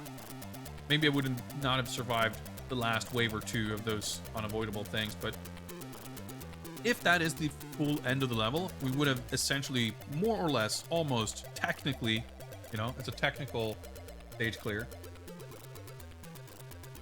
But I'm interested to see if the other versions do the same thing. But I'm mostly excited that it didn't actually, like, spoil anything. So we still need to check the real mission and what I'm sure to be, like, several other missions. But that means that, like, just going through... I think we'll probably... And we'll see. Maybe I'll just, like, do a poll or something, which order we do them in. But on Saturday, I'm gonna want to play through the Commodore 64 version and the Amiga version, and maybe this version too. Maybe like based on kind of what to expect of the ending or the different levels or whatever we see further into the game. But yeah, this has been an interesting time. We've learned more about this game. I'm gonna put the timer on pause here. 4 hours, 46 minutes, 48 seconds. We're certainly digging deep into this game. I feel good about that. I feel like, yes, we're not necessarily finishing the game. We're not beating the game. That's not the objective. We are, however, giving it a nice and thorough look. And I feel like whenever the conversation of video games based on James Bond come up, I'm going to be able to have a fairly educated opinion on Ian Fleming's James Bond 007 and Live and Let Die, the computer game. So, whenever it comes up in conversation, as it does. That'll be it for me tonight, though. We'll wrap it up a little bit early since I was not able to do so last time I tried. It's been an intense week for me. A lot of streams, a lot of games, a lot of stuff. And it's not over yet. We're finally making good on the community goal that was reached a while back for the next Viewer's Choice versus Fighting Game Friday night bonus stream. We'll do that, of course, on Friday night. So I'll probably be starting roughly 7 p.m.-ish Central European time on Friday. And we're going to be doing some fighting games. It'll be a lot of fun. Always is. Happy to see the C64 version after all these years. Yeah, that makes me really happy too. Like, it's always great to hear people, like, when I'm playing something that I don't really know what it is, it's always awesome when people in chat, like, either are just experts on something and can teach me shit, or just, like, have nostalgia and memories and stuff. Like, I'm happy to facilitate that. Makes me feel good. But yeah, tomorrow rather, I'm gonna take a much-deserved night off. Finally have time to hit the gym, because I'm not busy streaming. And then Friday night, fighting games. Saturday, we'll finish up Live and Let Die. Depending on how long that takes, depending on how that goes, we're probably going to do some nice casual Saturday gaming. I was kind of planning, I wasn't expecting this game to last this long. I figured we would kind of be done with the Amiga version on Monday, and we would take a quick look at the other versions today, and leave it at that. So I was kind of planning for the Saturday to just be something, whatever. But we'll finish this for sure. And probably have time for something else. I have not yet prepared anything because I've just been too busy in regards to movie night on Saturday. But we will, well, we'll see. Because I will set up a poll or organize for a video game movie watching, as is usually, you know, the tradition at this point. But we do have more Bond games coming up, right? Well, we got Q Branch. But we also got License to Kill. And I'm actually super excited to watch this film. It's been a very Bond-heavy week. I don't know that we necessarily are going to dive right into more Bond on this upcoming Monday. But we're going to want to watch this film sooner rather than later. So I'm just going to need to think about that. Either we watch a video game movie on Saturday, and then we maybe try to watch this on Tuesday. Or maybe we just watch this on Saturday.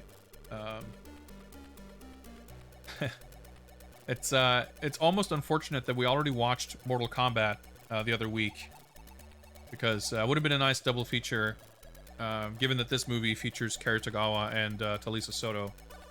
It'd be kind of fun to see them in Mortal Kombat the same night, but we've already done that, so I don't know, I'll think of something else.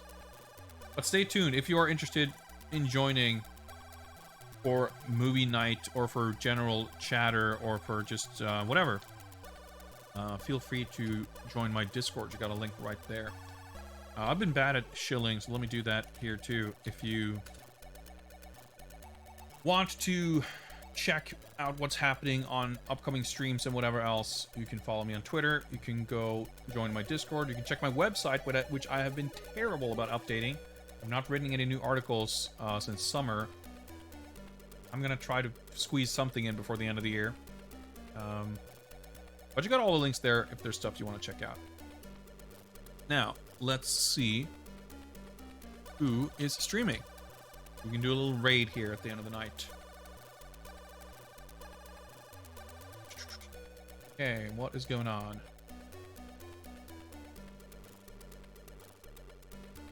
Let's see. You know what? We don't typically stream the same days that often, I don't think. So let me take this opportunity to raid Cody, who is doing a special anniversary stream. A series of them, in fact, because he's been doing the Mega Marathon for 8 years. It's quite the endeavor.